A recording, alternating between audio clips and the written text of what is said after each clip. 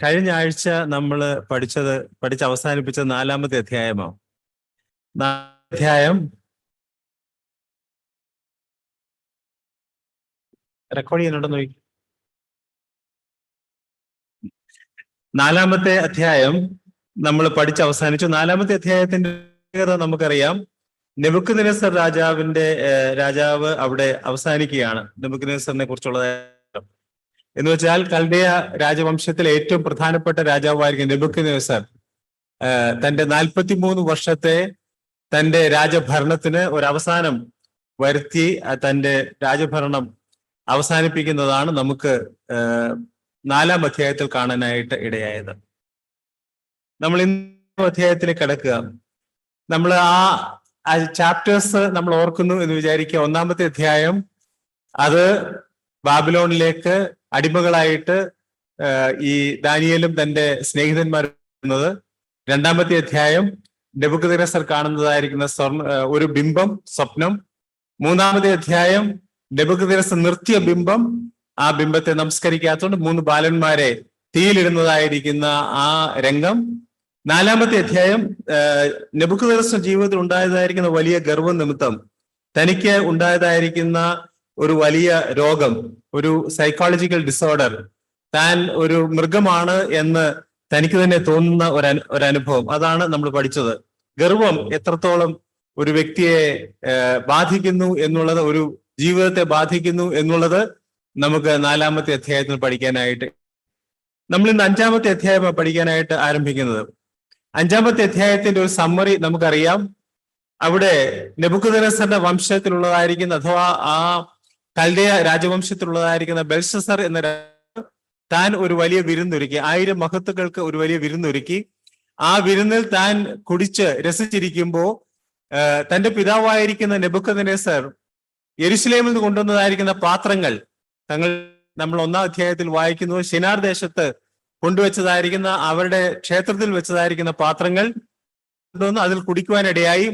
അപ്പോ ദൈവത്തിന്റെ വലിയ ശിക്ഷ അവരുടെ മേൽ വന്നു.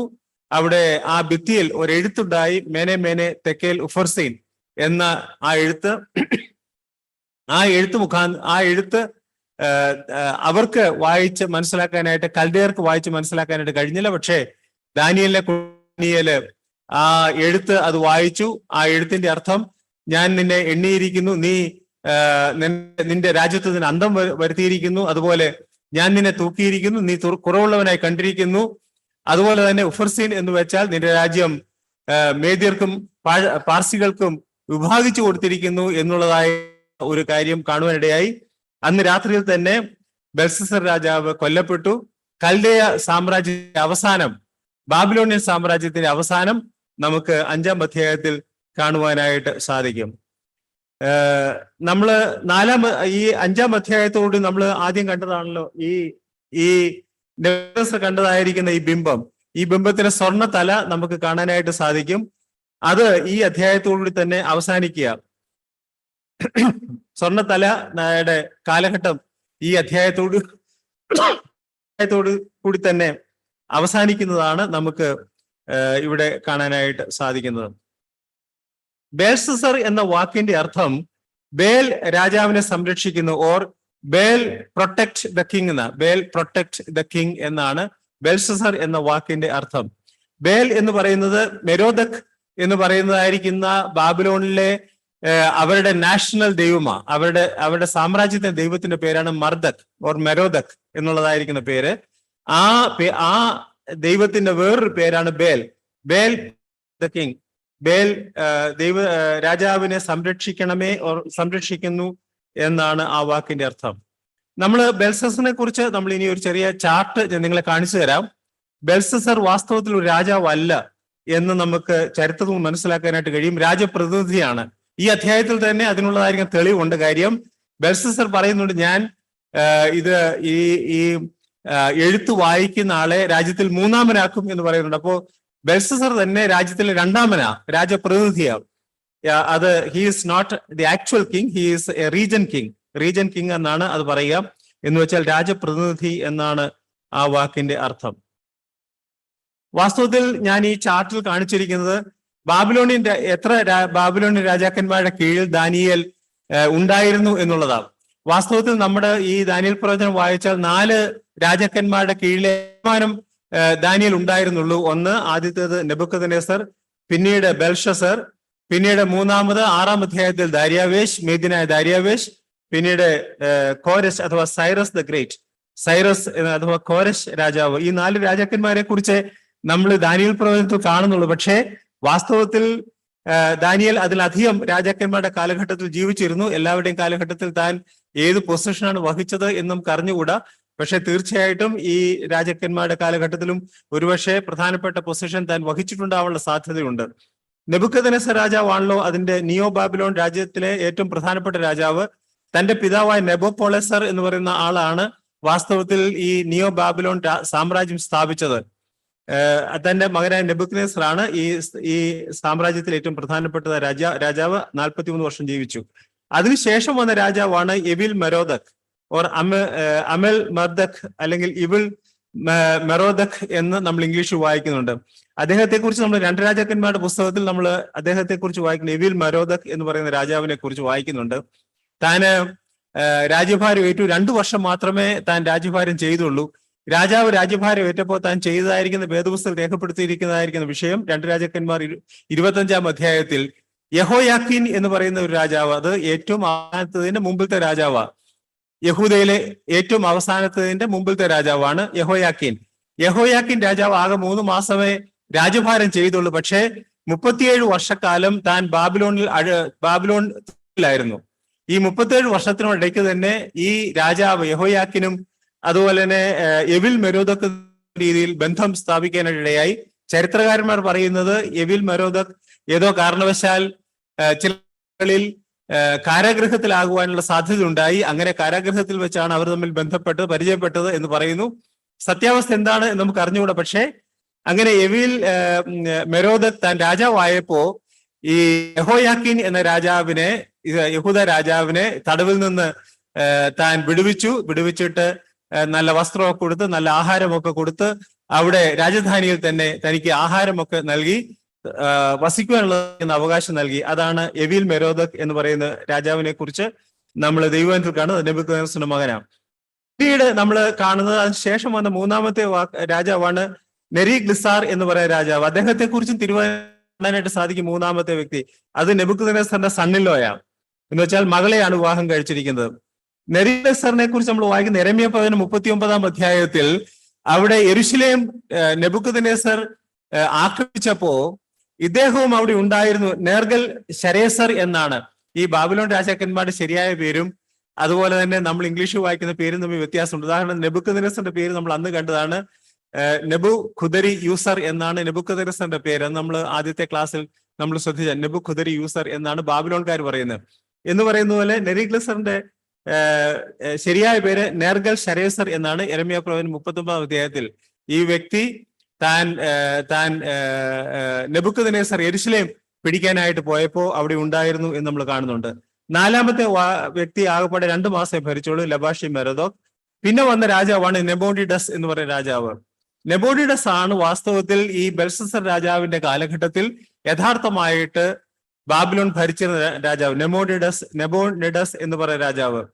നെബോഡിഡസ് വാസ്തവത്തിൽ രാജ്യഭാരം 2-3 വർഷം കഴിഞ്ഞപ്പോൾ താൻ 10 വർഷത്തേക്ക് അറേബ്യയിലേക്ക് താൻ സെൽഫ് ഇമ്പോസ്ഡ് എക്സൈൽ എന്ന് വെച്ചാൽ സ്വയമായി തന്നെ താൻ അവിടേക്ക് വിദേശത്ത് പോയി താമസിച്ചു.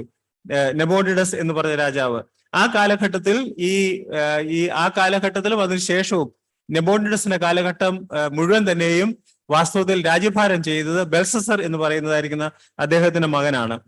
അദ്ദേഹത്തിന്റെ ഭാര്യ, അതായത് ഈ നെബോഡിഡസിന്റെ ഭാര്യ നിറ്റോക്രിസ് എന്ന് പറയുന്നതായിരുന്നു രാജ്ഞി. ആ രാജ്ഞിയും വാസ്തവത്തിൽ നെബൂഖദ്നേസറിന്റെ ഒരു മകൾ തന്നെയാണ് മനസ്സിലാക്കുന്നത്. അപ്പൊ നെബൂഖദ്നേസർ 2 സണ്ണിൻലോസ് ആണ്. ഒന്ന് നെരിഗ്ലിസാർ, പിന്നീട് നമ്മൾ വായിക്കുന്ന നെബോഡിഡസ്. അദ്ദേഹത്തിന്റെ മകൻ അഥവാ നെബൂഖദ്നേസർ രാജാവ് കൊച്ചുമകനാണ് ബെൽഷസർ എന്ന് പറയുന്ന രാജാവ് എന്ന് പറയുന്ന ആള്. He's crown Prince. ഇന്നും വാസ്തവത്തിൽ അനേക ഗൾഫ് രാജ്യങ്ങളിൽ അങ്ങനെയുണ്ട്. നിങ്ങൾ കേട്ടിട്ടുണ്ടാവും. എനിക്കറിയാം, ഗൾഫിലൊക്കെ ഉണ്ടായിരുന്ന സമയത്ത് പല കാലഘട്ടത്തിലും ക്രൗൺ പ്രിൻസ് ആണ് രാജ്യം ഭരിക്കുന്നത്. അങ്ങനെയുള്ളതായിരിക്കുന്ന സ്ഥലങ്ങൾ പല ഗൾഫ് രാജ്യങ്ങളിലുണ്ട്. ക്രൗൺ പ്രിൻസ്, അവിടുത്തെ രാജാവ് എവിടെയെങ്കിലുമൊക്കെ പോയി സുഖവാസം ചെയ്യും, തനിക്ക് ഇഷ്ടം പോലെ കാശുണ്ട്, അതൊക്കെ വെച്ച് സുഖമായിട്ട് ജീവിക്കും. അങ്ങനെയുള്ളതായിരിക്കുന്ന രീതി ഇന്നുമുണ്ട്. അങ്ങനെയുള്ള ഒരു സിറ്റുവേഷനിലാണ് ബെൽസസർ എന്ന് പറയുന്നതായിരുന്ന വ്യക്തി രാജഭാരം ഏറ്റെടുത്തത്. താൻ യഥാർത്ഥത്തിൽ രാജാവല്ല. ഈ കാലഘട്ടത്തിൽ 5-ാം അധ്യായത്തിൽ നമ്മൾ കാണുന്നതായിരിക്കുന്ന ഈ കാലഘട്ടത്തിൽ വാസ്തവത്തിൽ ബാബിലോണിലെ രാജാവ് നെബൂഖദ്നേസർ എന്ന് പറയുന്നതായിരിക്കുന്ന വ്യക്തിയാണ്. പിന്നെ നമ്മൾ 2 രാജാക്കന്മാരുടെ കാലഘട്ടത്തിലൂടെ ദാനിയേൽ ജീവിച്ചു. അത് നമുക്ക് അടുത്ത ആ ഭാഗത്തേക്ക് കടന്നു വരുവാനായിട്ട് സാധിക്കും. അപ്പോ ബാബേൽ രാജാക്കന്മാരുടെ കൂട്ടത്തിൽ തന്നെ 5 പേരുടെ കാലഘട്ടത്തിൽ ദാനിയേൽ ജീവിച്ചിരുന്നു എന്നുള്ളത്. 5 അല്ലെങ്കിൽ വേണമെങ്കിൽ 6 എന്ന് പറയാം. നെബൂഖദ്നേസറും ബെൽസസറും കാലഘട്ടത്തിൽ ജീവിച്ചവരാണ്. ഏതായിരുന്നാലും 5 പേരുടെ കാലഘട്ടത്തിലെങ്കിലും ദാനിയേൽ ജീവിച്ചിരുന്നു എന്നുള്ളത് നമുക്ക് ചരിത്രത്തിൽ നിന്ന് മനസ്സിലാക്കുവാനായിട്ട് സാധിക്കും. ആർക്കെങ്കിലും ഇതിന്റെ കോപ്പി ഞാൻ എടുത്തിട്ടില്ല, പക്ഷെ പറഞ്ഞാൽ ഞാൻ തരാം കേട്ടോ. ഇത് പ്രിന്റ് തരാം. ഇനിയും നമ്മൾ നോക്കിയാൽ 1-ാം അധ്യായത്തിൽ ദാനിയേല് ബാബിലോണിലേക്ക് വരുന്നതായിരുന്ന കാലഘട്ടം BC 605. ഇത് സംഭവിക്കുന്ന ബെൽഷസറിന്റെ ഈ കാലഘട്ടവും തമ്മിൽ ഏതാണ്ട് 67 വർഷത്തെ വ്യത്യാസമുണ്ട്. 66-67 വർഷം. 66 വർഷത്തിലധികം വാസ്തവത്തിൽ ദാനിയേൽ ബാബിലോണിൽ തന്നെ ആയിരുന്നു എന്നുള്ളതാണ്. നമ്മൾ കണ്ടല്ലോ 5 രാജാക്കന്മാരുടെ കാലഘട്ടം, 66-67 വർഷത്തെ. യെരമ്യാ പ്രവചനം 25-ാം അധ്യായത്തിൽ 29-ാം അധ്യായത്തിലും കാണുന്നത് പോലെ 70 വർഷം ബാബിലോണിൽ ഇവർ അടിമകളാകണം എന്നുള്ളതായിരിക്കുന്ന പ്രവചനം അവസാനിക്കാനായിട്ട് 70 വർഷത്തെ കാലഘട്ടമാണല്ലോ ടോട്ടൽ ഉള്ളത്, അല്ലെ? BC 605 മുതൽ ഏതാണ്ട് അതിനോട് അടുത്ത കാലഘട്ടമായി എന്നുള്ളതാണ് നമുക്ക് ഈ അധ്യായത്തിൽ കാണാനായിട്ട് കഴിയുന്ന. വാസ്തവത്തിൽ ദാനിയേലിന് തന്നെ ഒരു വലിയ പ്രായമുള്ള മനുഷ്യനാണ്. ഒരു 85 വയസ്സെങ്കിലും കുറഞ്ഞ പക്ഷം ദാനിയേലിന് ഉണ്ട് എന്നാണ് നമ്മൾ വിശ്വസിക്കുന്നത്. 14 മുതൽ 18 വയസ്സ് വരെ ഉള്ള ബാലനായിട്ടാണ് വന്നതെങ്കിൽ നമുക്കറിയാം ഒരു 66 വർഷം കഴിയുമ്പോൾ ഏതാണ്ട് 80, 82, 83 വയസ്സെങ്കിലും കുറഞ്ഞത് ഈ ദാനിയേലിന് ഈ 5-ാം അധ്യായത്തിൽ ഉണ്ട് എന്നുള്ളത് നമുക്ക് മനസ്സിലാക്കാനായിട്ട് സാധിക്കും. പ്രായമുള്ളതായിരിക്കുന്ന വ്യക്തിയാണ്. നമ്മൾ ഒരു കാര്യം ഞാൻ വളരെ പ്രത്യേകമായിട്ട് നോട്ട് ചെയ്തെന്ന് മാത്രം, നമ്മൾ 3-ാം അധ്യായത്തിൽ കണ്ടതായിരിക്കുന്ന സ്നേഹിതന്മാർ അവരിപ്പോ ഉള്ളതിനെ കുറിച്ച് നമുക്ക് യാതൊരു ഐഡിയയുമില്ല. അവരെ കുറിച്ച് നമ്മൾ പിന്നെ കാണുന്നില്ല എന്നുള്ളത് നമുക്ക് വാസ്തവത്തിൽ നോട്ട് ചെയ്യാൻ സാധിക്കുന്ന ഒരു വിഷയമാണ്. വാസ്തവത്തിൽ ഈ 5-ാം അധ്യായം നമ്മൾ വായിച്ചാൽ നമുക്ക് മനസ്സിലാകും ദാനിയേൽ ഇപ്പോ രാജ്യഭാരം ഒന്നും ചെയ്യുന്നില്ല. 5-ാം അധ്യായം വന്നപ്പോൾ ദാനിയേൽ രാജ്യഭാരം ഒന്നും ചെയ്യുന്നില്ല. താൻ സ്വസ്ഥമായിട്ട് പ്രായമായി സ്വസ്ഥമായിട്ട് ഇരിക്കും എന്നുള്ളത് നമുക്കറിയാം. 13-ാം വാക്യത്തിൽ അവിടെ ബെൽഷസ്സർ രാജാവിന് ദാനിയേലിനെ കുറിച്ച് നല്ല നിശ്ചയമില്ല. അപ്പോ ഏതാണ്ട് തന്റെ രാജ്യഭാരമൊക്കെ ചുമതലകളൊക്കെ പ്രത്യേകമായ ചുമതലകളൊക്കെ താൻ മാറ്റി റിട്ടയർഡ് ലൈഫാണ് എന്നുള്ളത് നമുക്ക് മനസ്സിലാക്കാനായിട്ട് സാധിക്കും. ഞാൻ ഒരു കാര്യം മാത്രം അതിനോട് ചേർത്ത് പറയാൻ ആഗ്രഹിച്ചത് എന്തറിയാമോ? ഒരു ഗ്രീക്ക് ഹിസ്റ്റോറിയൻ ഉണ്ട്. അദ്ദേഹത്തിന് ഒരു ഹെറോഡോട്ടസ് എന്ന് പറയുന്ന ഗ്രീക്ക് ഹിസ്റ്റോറിയൻ ഉണ്ട്. അദ്ദേഹത്തിന്റെ ദ ഹിസ്റ്ററീസ് എന്ന് പറയുന്നതായിരിക്കുന്ന ഒരു ഗ്രന്ഥം. ആ ഗ്രന്ഥത്തിൽ ഈ 5-ാം അധ്യായത്തിലെ മുഴുവൻ സംഭവങ്ങളും രേഖപ്പെടുത്തിയിട്ടുണ്ട്. അദ്ദേഹം ജീവിച്ചിരുന്നത് ഏതാണ്ട് 480 വർഷങ്ങൾ 450 വർഷങ്ങൾ മുമ്പാണ് താൻ ജീവിച്ചിരുന്നത്. ഈ ഹെറോഡോട്ടസ് എന്ന് പറയുന്ന ഗ്രീക്ക് ഹിസ്റ്റോറിയൻ, അദ്ദേഹം ഈ 5-ാം അധ്യായത്തിൽ രേഖപ്പെടുത്തിയിരിക്കുന്ന മുഴുവൻ സംഭവങ്ങളും അദ്ദേഹം രേഖപ്പെടുത്തിയിട്ടുണ്ട് എന്നുള്ളത് കൊണ്ട് ഈ അധ്യായത്തിലെ സംഭവങ്ങളുടെ നിജസ്ഥിതി നമുക്ക് വാസ്തവത്തിൽ ദൈവവചനത്തിന് വെളിയിലും നമുക്ക് ഇത് മനസ്സിലാക്കാനായിട്ട് ഈവൻ മേനെ തെക്കൽ ഉഫർസീൻ എന്ന് എഴുതിയത് പോലും താനും രേഖപ്പെടുത്തി എന്നുള്ളത് വളരെ വളരെ ശ്രദ്ധാർഹമായിരിക്കുന്ന ഒരു വിഷയമാണ്. ഹെറോഡോട്ടസിനെ കുറിച്ച് ഒരു വാക്കോട് പറയാൻ താല്പര്യമുണ്ട്. കാര്യം ബാബിലോണിനെ കുറിച്ച് ഏറ്റവും കൂടുതൽ രേഖപ്പെടുത്തുന്ന ഹെറോഡോട്ടസാ. താനാണ് ബാബിലോണിനെ കുറിച്ച്. പക്ഷെ എഴുതിയതെല്ലാം ഇന്നത്തെ ചരിത്രകാരന്മാർ വിചാരിക്കുന്നത് അദ്ദേഹം എഴുതിയെല്ലാം പെരുപ്പിച്ചെഴുതിയെന്നാണ് വിചാരിക്കുന്നത്. വളരെ ഒരു 10 കിലോമീറ്ററിന് അദ്ദേഹം ഒരു 80, 100, 150 എന്നൊക്കെ പറയും. അങ്ങനെ വാസ്തവത്തിൽ പഴയ ചരിത്രകാരന്മാരൊക്കെ അങ്ങനെ തന്നെ രേഖപ്പെടുത്തി. ബാബിലോണിനെ കുറിച്ച് വലിയ കാര്യങ്ങൾ ഹെറോഡോട്ടസ് എഴുതിയിട്ടുണ്ട്. പക്ഷേ ഇന്ന് ആർക്കിയോളജിസ്റ്റ് വിശ്വസിക്കുന്നത് അതിലൊക്കെ വളരെ ചെറുതായിരുന്നു ബാബിലോൺ. എങ്കിലും ആ കാലഘട്ടത്തിൽ പറയാൻ കഴിയുന്നതിനേക്കാൾ അപ്പുറമായി ഉന്നതമായിരിക്കുന്ന ഒരു രാഷ്ട്രമായിരുന്നു ബാബിലോൺ. ബാബിലോണിനെ കുറിച്ച് കൂടുതൽ രേഖപ്പെടുത്തിയിരിക്കുന്ന ഹെറോഡോട്ടസ് എന്ന് പറയുന്നതായിരിക്കുന്ന ഹിസ്റ്റോറിയനാണ്. ഇനി നമുക്ക് വളരെ വേഗം ഈ അധ്യായത്തിലെ 1-ാം വാക്യം, 5-ാം അധ്യായം 1-ാം വാക്യം. ബേൽഷസ്സർ രാജാവ് തന്റെ മഹത്തുക്കൾ 1000 പേർക്ക് ഒരു വലിയ വിരുന്ന് ഒരുക്കി. അവർ കാണുക വീഞ്ഞു കുടിച്ചു. അതാണ് 1-ാമത്തെ വാക്യം. വാസ്തവത്തിൽ 1000 എന്ന് പറയുന്നത് നമുക്ക് തോന്നും വലിയ ഒരു സംഖ്യയാണെന്ന്. നമ്മൾ അതിനെക്കുറിച്ച് പറയുന്ന പേർഷ്യൻ രാജാക്കന്മാർ, വാസ്തവത്തിൽ ബേൽഷസ്സറും പേർഷ്യ ആ ഏരിയയിലുള്ള ആൾക്കാരാണല്ലോ. അവരുടെ രാജാക്കന്മാരൊക്കെ സാധാരണഗതിയിൽ ഒരു ദിവസം 15,000 പേർക്ക് വരെ പേർഷ്യൻ രാജാക്കന്മാർ അന്ന് കൊട്ടാരത്തിൽ ആഹാരം കൊടുക്കുന്ന പറയുന്നത്. 15,000 പേർക്ക് വരെ. നമുക്കറിയാം ഇന്നത്തെ കൂട്ടല്ലല്ലോ. ഇന്നൊക്കെ ഫ്ലൈറ്റിൽ ഇറങ്ങി കാര്യം സാധിച്ച് തിരിച്ചു പോകാം. അന്നൊക്കെ അങ്ങനെ അല്ലല്ലോ. ഈ ഓരോ ആൾക്കാര് അവരും പരിവാരങ്ങളെല്ലാം കൂടെ വലിയൊരു സമൂഹമായിട്ടാണ് ഈ ദേശാധിപതികളും ആൾക്കാരൊക്കെ ഇവിടെ വരുന്നത്. അവർ വരാൻ തന്നെ എടുക്കും. ഇവിടെ വന്നു കഴിഞ്ഞാൽ പിന്നെ രാജാവിന്റെ മുഖം കാണിക്കണമെങ്കിൽ പിന്നെ എടുക്കും മാസങ്ങൾ. അത് കഴിഞ്ഞ് അവിടെ താമസിച്ച് പിന്നെ മാസങ്ങളൊക്കെ എടുത്തിട്ട് തിരിച്ചു പോകും. അവിടെ വന്ന് താമസിക്കുന്ന വലിയൊരു സമൂഹം ഉണ്ടാകും എന്നുള്ളത് നമുക്ക് ചിന്തിച്ചാൽ തന്നെ മനസ്സിലാക്കാനായിട്ട് സാധിക്കും. അപ്പോ വാസ്തവത്തിൽ ഈ 1000 എന്ന് പറയുന്നത് അത്ര വലിയ ഒരു സംഖ്യയല്ല. 1000 മഹത്തുക്കൾക്ക് താൻ വിരുന്നൊരുക്കി എന്ന് പറഞ്ഞാലും സാധാരണഗതിയിൽ പേർഷ്യൻ രാജാക്കന്മാരുടെ കൊട്ടാരത്തിലൊക്കെ വലിയ ഒരു സംഖ്യ തന്നെ സാധാരണഗതി കാണും. 1000 മൃഗങ്ങളെ വരെ ഒരു ദിവസം അവർ സദ്യക്കായിട്ട് കൊല്ലുമായിരുന്നു എന്ന് കാണാനായിട്ട് ഇടയായി. പക്ഷേ ഇതിനകത്ത് ഏറ്റവും പ്രധാനപ്പെട്ടതായിരിക്കുന്ന വിഷയം ഇത് ചെയ്തതായിരിക്കുന്ന സമയം. അത് വളരെ 1000 പേരെ ഉള്ളെങ്കിലും ഇത് വളരെ പ്രധാനപ്പെട്ട സമയമാണ്. കാര്യം ഈ ബാബിലോണിന് ചുറ്റും മേദ്യ പേർഷ്യ രാജാക്കന്മാർ അഥവാ കോരശും സൈന്യവും വന്ന് വാടക ഒരുയിരിക്കുക എന്ന് വെച്ചാൽ അവർ വന്ന് അത് നിരോധിച്ചിരിക്കുകയാണ് ഈ രാജ്യത്തിന് ചുറ്റും.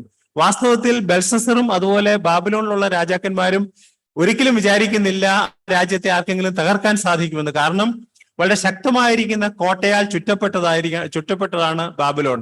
ചരിത്രകാരന്മാരുടെ കണക്കനുസരിച്ച് 20 വർഷത്തേക്ക് ആവശ്യമായിരിക്കുന്ന ആഹാരം ഈ ബാബിലോണിനകത്തുണ്ട് എന്നാ പറയാം. 20 വർഷം അവർക്ക് സുഭിക്ഷമായി കഴിയാൻ ആവശ്യമായിരിക്കുന്ന ആഹാരം ഈ ബാബിലോണിനകത്തുണ്ട്. നമുക്കറിയാം യൂഫ്രട്ടീസ് നദി ഇതിന്റെ അടിയിലൂടെ ഒഴുകുന്നത്. ഈ ബാബിലോണിന്റെ അകത്തൂടെയാണ് യൂഫ്രട്ടീസ് നദി ഒഴുകുന്നത്. അതിന്റെ കൈവരികളൊക്കെ അങ്ങോട്ടും ഇങ്ങോട്ടും ഉണ്ട്. അപ്പോൾ അവർക്ക് വെള്ളത്തിന് യാതൊരു ക്ഷാമവും ഇല്ല. എത്ര നാള് ഈ എതിരാളികൾ വന്ന് ഇവരെ നിരോധിച്ചാലും ഇവർക്ക് ജീവിക്കാൻ കഴിയും എന്നുള്ളത് വസ്തുതയാണ്. രാജാവിനറിയാം. അതുകൊണ്ട് ഏതെങ്കിലും സംഭവിച്ചാൽ യാതൊരു കാരണവശാലും നമുക്കൊന്നും വരാൻ പറ്റുകയില്ലെന്നറിയാം. പക്ഷേ എങ്കിലും മഹത്തുക്കളെ കൊണ്ടുവന്ന് അവരുടെ കൂടെ സന്തോഷിക്കുക എന്ന് പറയുമ്പോൾ അവർക്കൊരു റീഇൻഫോഴ്സ്മെന്റ് അല്ലേ, അവർക്കൊരു ധൈര്യമാണ്. ഇങ്ങനെ ഒരു സംഭവം ഉണ്ടായാലും ഇങ്ങനെയാണ് പ്രശ്നമെങ്കിലും ഞങ്ങൾ സേഫ് ആണ് എന്ന് അവരെ പറയാനും കൂടി ആയിരിക്കാം ഒരുപക്ഷെ ഈ പ്രത്യേക സാഹചര്യത്തിൽ 1000 മഹത്തുക്കളെ താൻ വിളിച്ച് ഈ വലിയ ഒരു വിരുന്ന് ഒരുക്കിയത്. അതുപോലെ തന്നെ നമ്മൾ വായിക്കുന്നു, അവർ കാണുക വീഞ്ഞു കുടിച്ചു എന്ന് പറയുമ്പോൾ 1000 പേർ കാണത്തക്കവണ്ണം ഈ രാജാവ് ഒരു പീഠത്തിന്മേൽ ഇരുന്നാണ് താൻ ഇത് കുടിക്കുന്നത് എന്നുള്ളതും നമുക്ക് ചിന്തിക്കാനായിട്ട് സാധിക്കും. 2-ാം വാക്യത്തിൽ രാജാവ് വീഞ്ഞു കുടിച്ച് രസിച്ചിരിക്കുമ്പോൾ തന്റെ അപ്പനായ നെബൂഖദ്നേസർ യെരൂശലേമിന്റെ മന്ദിരത്തിൽ എടുത്തുകൊണ്ടുവന്നിരുന്ന വെള്ളി പാത്രങ്ങളെ ായിട്ട് താൻ കൽപ്പിച്ചു. അതില് രാജാവും തന്റെ മഹത്തുക്കളും തന്റെ വെപ്പാട്ടികളും ഒക്കെ അതിൽ കുടിക്കുവാനായിട്ട് കൊണ്ടുവരുവാനായിട്ട് താൻ കൽപ്പിക്കുകയാണ്. ഇവിടെ ഒരു കാര്യം നമ്മൾ മുമ്പേ കണ്ടു. ബെൽഷസ്സർ എന്ന് പറയുന്നത് നെബൂഖദ്നേസർ രാജാവിന്റെ കൊച്ചുമകനാണ്. നിക്ടോക്രിസ് എന്ന് പറയുന്നതായിരിക്കുന്നത് നെബൂഖദ്നേസറിന്റെ മകളുടെ മകനാണ്. നെബോണിഡസ് എന്ന് പറയുന്ന രാജാവിന്റെ മകനാണ് ബെൽഷസ്സർ. പക്ഷെ ആ നാടുകളിൽ ബാബിലോൺ തുടങ്ങിയ നാടുകളിൽ വാസ്തവത്തിൽ വല്യപ്പച്ചനെയും അപ്പനെയും അപ്പൻ എന്നാ പറയുക. വല്യപ്പച്ചനെ അപ്പൻ എന്നാ പറയുക. അതുകൊണ്ടാണ് ഈ അധ്യായത്തിൽ ഇവിടെ നമ്മൾ വീണ്ടും അപ്പനായ നെബൂഖദ്നേസർ എന്ന് കാണുന്ന. വാസ്തവത്തിൽ ബെൽഷസ്സർ എന്ന് പറയുന്ന വ്യക്തിത്വത്തിൽ നെബൂഖദ്നേസറിന്റെ മകനാണ് എന്ന് ചിന്തിക്കുന്നവരും ഉണ്ട്. പക്ഷേ പൊതുവായി എല്ലാവരും വിശ്വസിക്കുന്നത് മകൻ എന്ന നിലയിൽ എന്ന് വെച്ചാൽ നെബൂഖദ്നേസറിന്റെ വിഡോയെ നെബോണിഡസ് വിവാഹം കഴിച്ചതാണ് എന്ന് വിചാരിക്കുന്നവരുണ്ട്. പക്ഷെ അത് എത്രത്തോളം വാസ്തവമാണ് എന്ന് നമുക്ക് അറിഞ്ഞുകൂടാ. കൊച്ചുമകനാണ് എന്ന് വിചാരിക്കുന്നതാണ് കുറച്ചുകൂടെ ശരി. അങ്ങനെയാണെങ്കിൽ കൊച്ചുമക്കൾ വല്യപ്പച്ചനെയും അപ്പനെയും ഒക്കെ ഒരേപോലെയാണ് അവര് അഭിസംബോധന ചെയ്യുന്നത് എന്ന് നമുക്ക് മനസ്സിലാക്കാനായിട്ട് സാധിക്കും.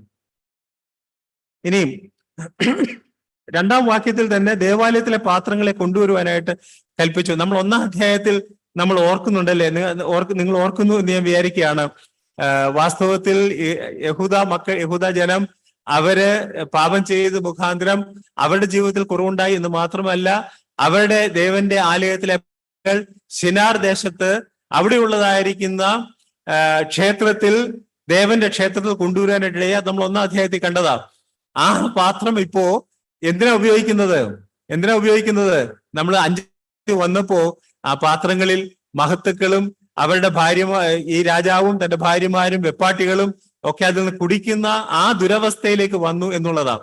വാസ്തവത്തിൽ നമ്മൾ വളരെ സൂക്ഷിക്കേണ്ടതായിരിക്കും വസ്തുതയാണ്. മുഖേന ദൈവനാമം ദുഷിച്ചാൽ, നമ്മൾ മുഖേന ദൈവനാമം ദുഷിക്കപ്പെട്ടാൽ അതിന്റെ പ്രത്യാഘാതം എന്ന് പറയുന്നത് നമ്മൾ വിചാരിക്കുന്നതിനേക്കാൾ വളരെ വളരെ കൂടുതലാണ്, വളരെ വലുതാണ്. അത് ദീർഘമായി നിലനിൽക്കുന്നതാണ്. നമ്മുടെ തലമുറകളെ പോലും നശിപ്പിക്കുവാൻ കഴിവുള്ളതാണ്. മക്കളെ തകർത്ത് കളയുവാൻ കഴിവുള്ളതാണ്. നമ്മൾ വാസ്തവത്തിൽ ദൈവവചനം നോക്കിയാൽ നമുക്കത് വളരെ വ്യക്തമായിട്ട് മനസ്സിലാവും, അല്ലെ? പിതാക്കന്മാരുടെ അവര് അത് മക്കളും അവരുടെ മക്കളും ഒക്കെ ദൈവഭാഗത്തു നിന്ന് മാറിപ്പോയാൽ, വാസ്തവത്തിൽ നമ്മൾ നോക്കിയാൽ ഇസ്രായേൽ രാജാക്കന്മാരുടെ ചരിത്രം നോക്കിയാൽ മതിയല്ലോ, അല്ലെ? അവിടെ തന്നെ ഇസ്രായേൽ രാജാക്കന്മാരുടെ ചരിത്രം തന്നെ അറിയാം. ഒന്നൊന്നായിട്ട് ദൈവത്തിൽ നിന്ന് അകന്ന് പാപം ചെയ്തതായിരിക്കുന്ന രാജാക്കന്മാർ. അങ്ങനെ എത്രയോ അനുഭവങ്ങൾ നമുക്ക് ദൈവത്തെ കാണുവാനായിട്ട് കഴിയും. അത് ദൂരവ്യാപകമാണ് എന്ന് ഞാൻ നിങ്ങളെ ഓർപ്പിക്കാനായിട്ട് ആഗ്രഹിക്കുക.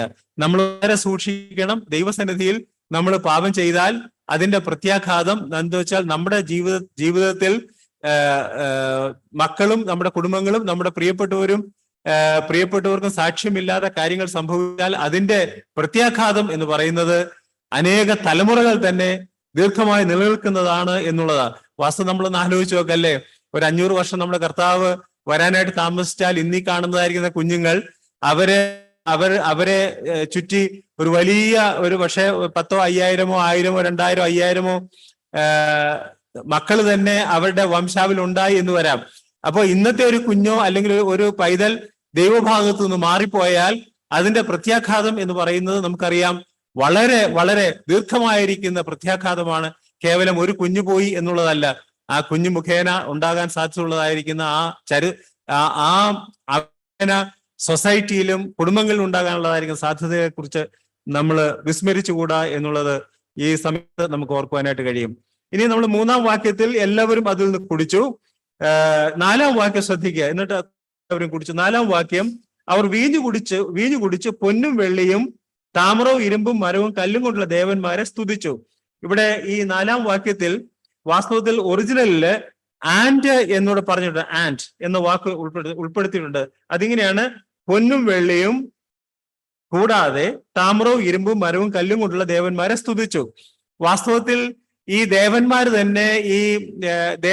തന്നെ പല തട്ടിലുള്ള ദേവന്മാരാ. പൊന്നുകൊണ്ടുണ്ടാക്കിയ ദേവനുണ്ട്, വെള്ളി കൊണ്ടുണ്ടാക്കിയ ദേവനുണ്ട്. പിന്നീട് താഴോട്ട് വരുമ്പോൾ അത് ഒരു ലെവല്. അതിന് താഴോട്ട് വരുമ്പോൾ പിന്നെ മരവും കല്ലും ഇരുമ്പും ഒക്കെ ഉള്ളതായ ദേവന്മാര് ഉണ്ട്. വാസ്തവത്തിൽ നമ്മൾ വിശ്വസിക്കുന്ന ഏകസത്യ ദൈവത്തിൽ, അല്ലെ? ഏകസത്യ ദൈവം. ഈ ഏകസത്യ ദൈവവും പോളിതിയിസ്റ്റിക് അഥവാ ബഹുദൈവ വിശ്വാസം തമ്മിൽ സാരമായ വ്യത്യാസമുണ്ട്.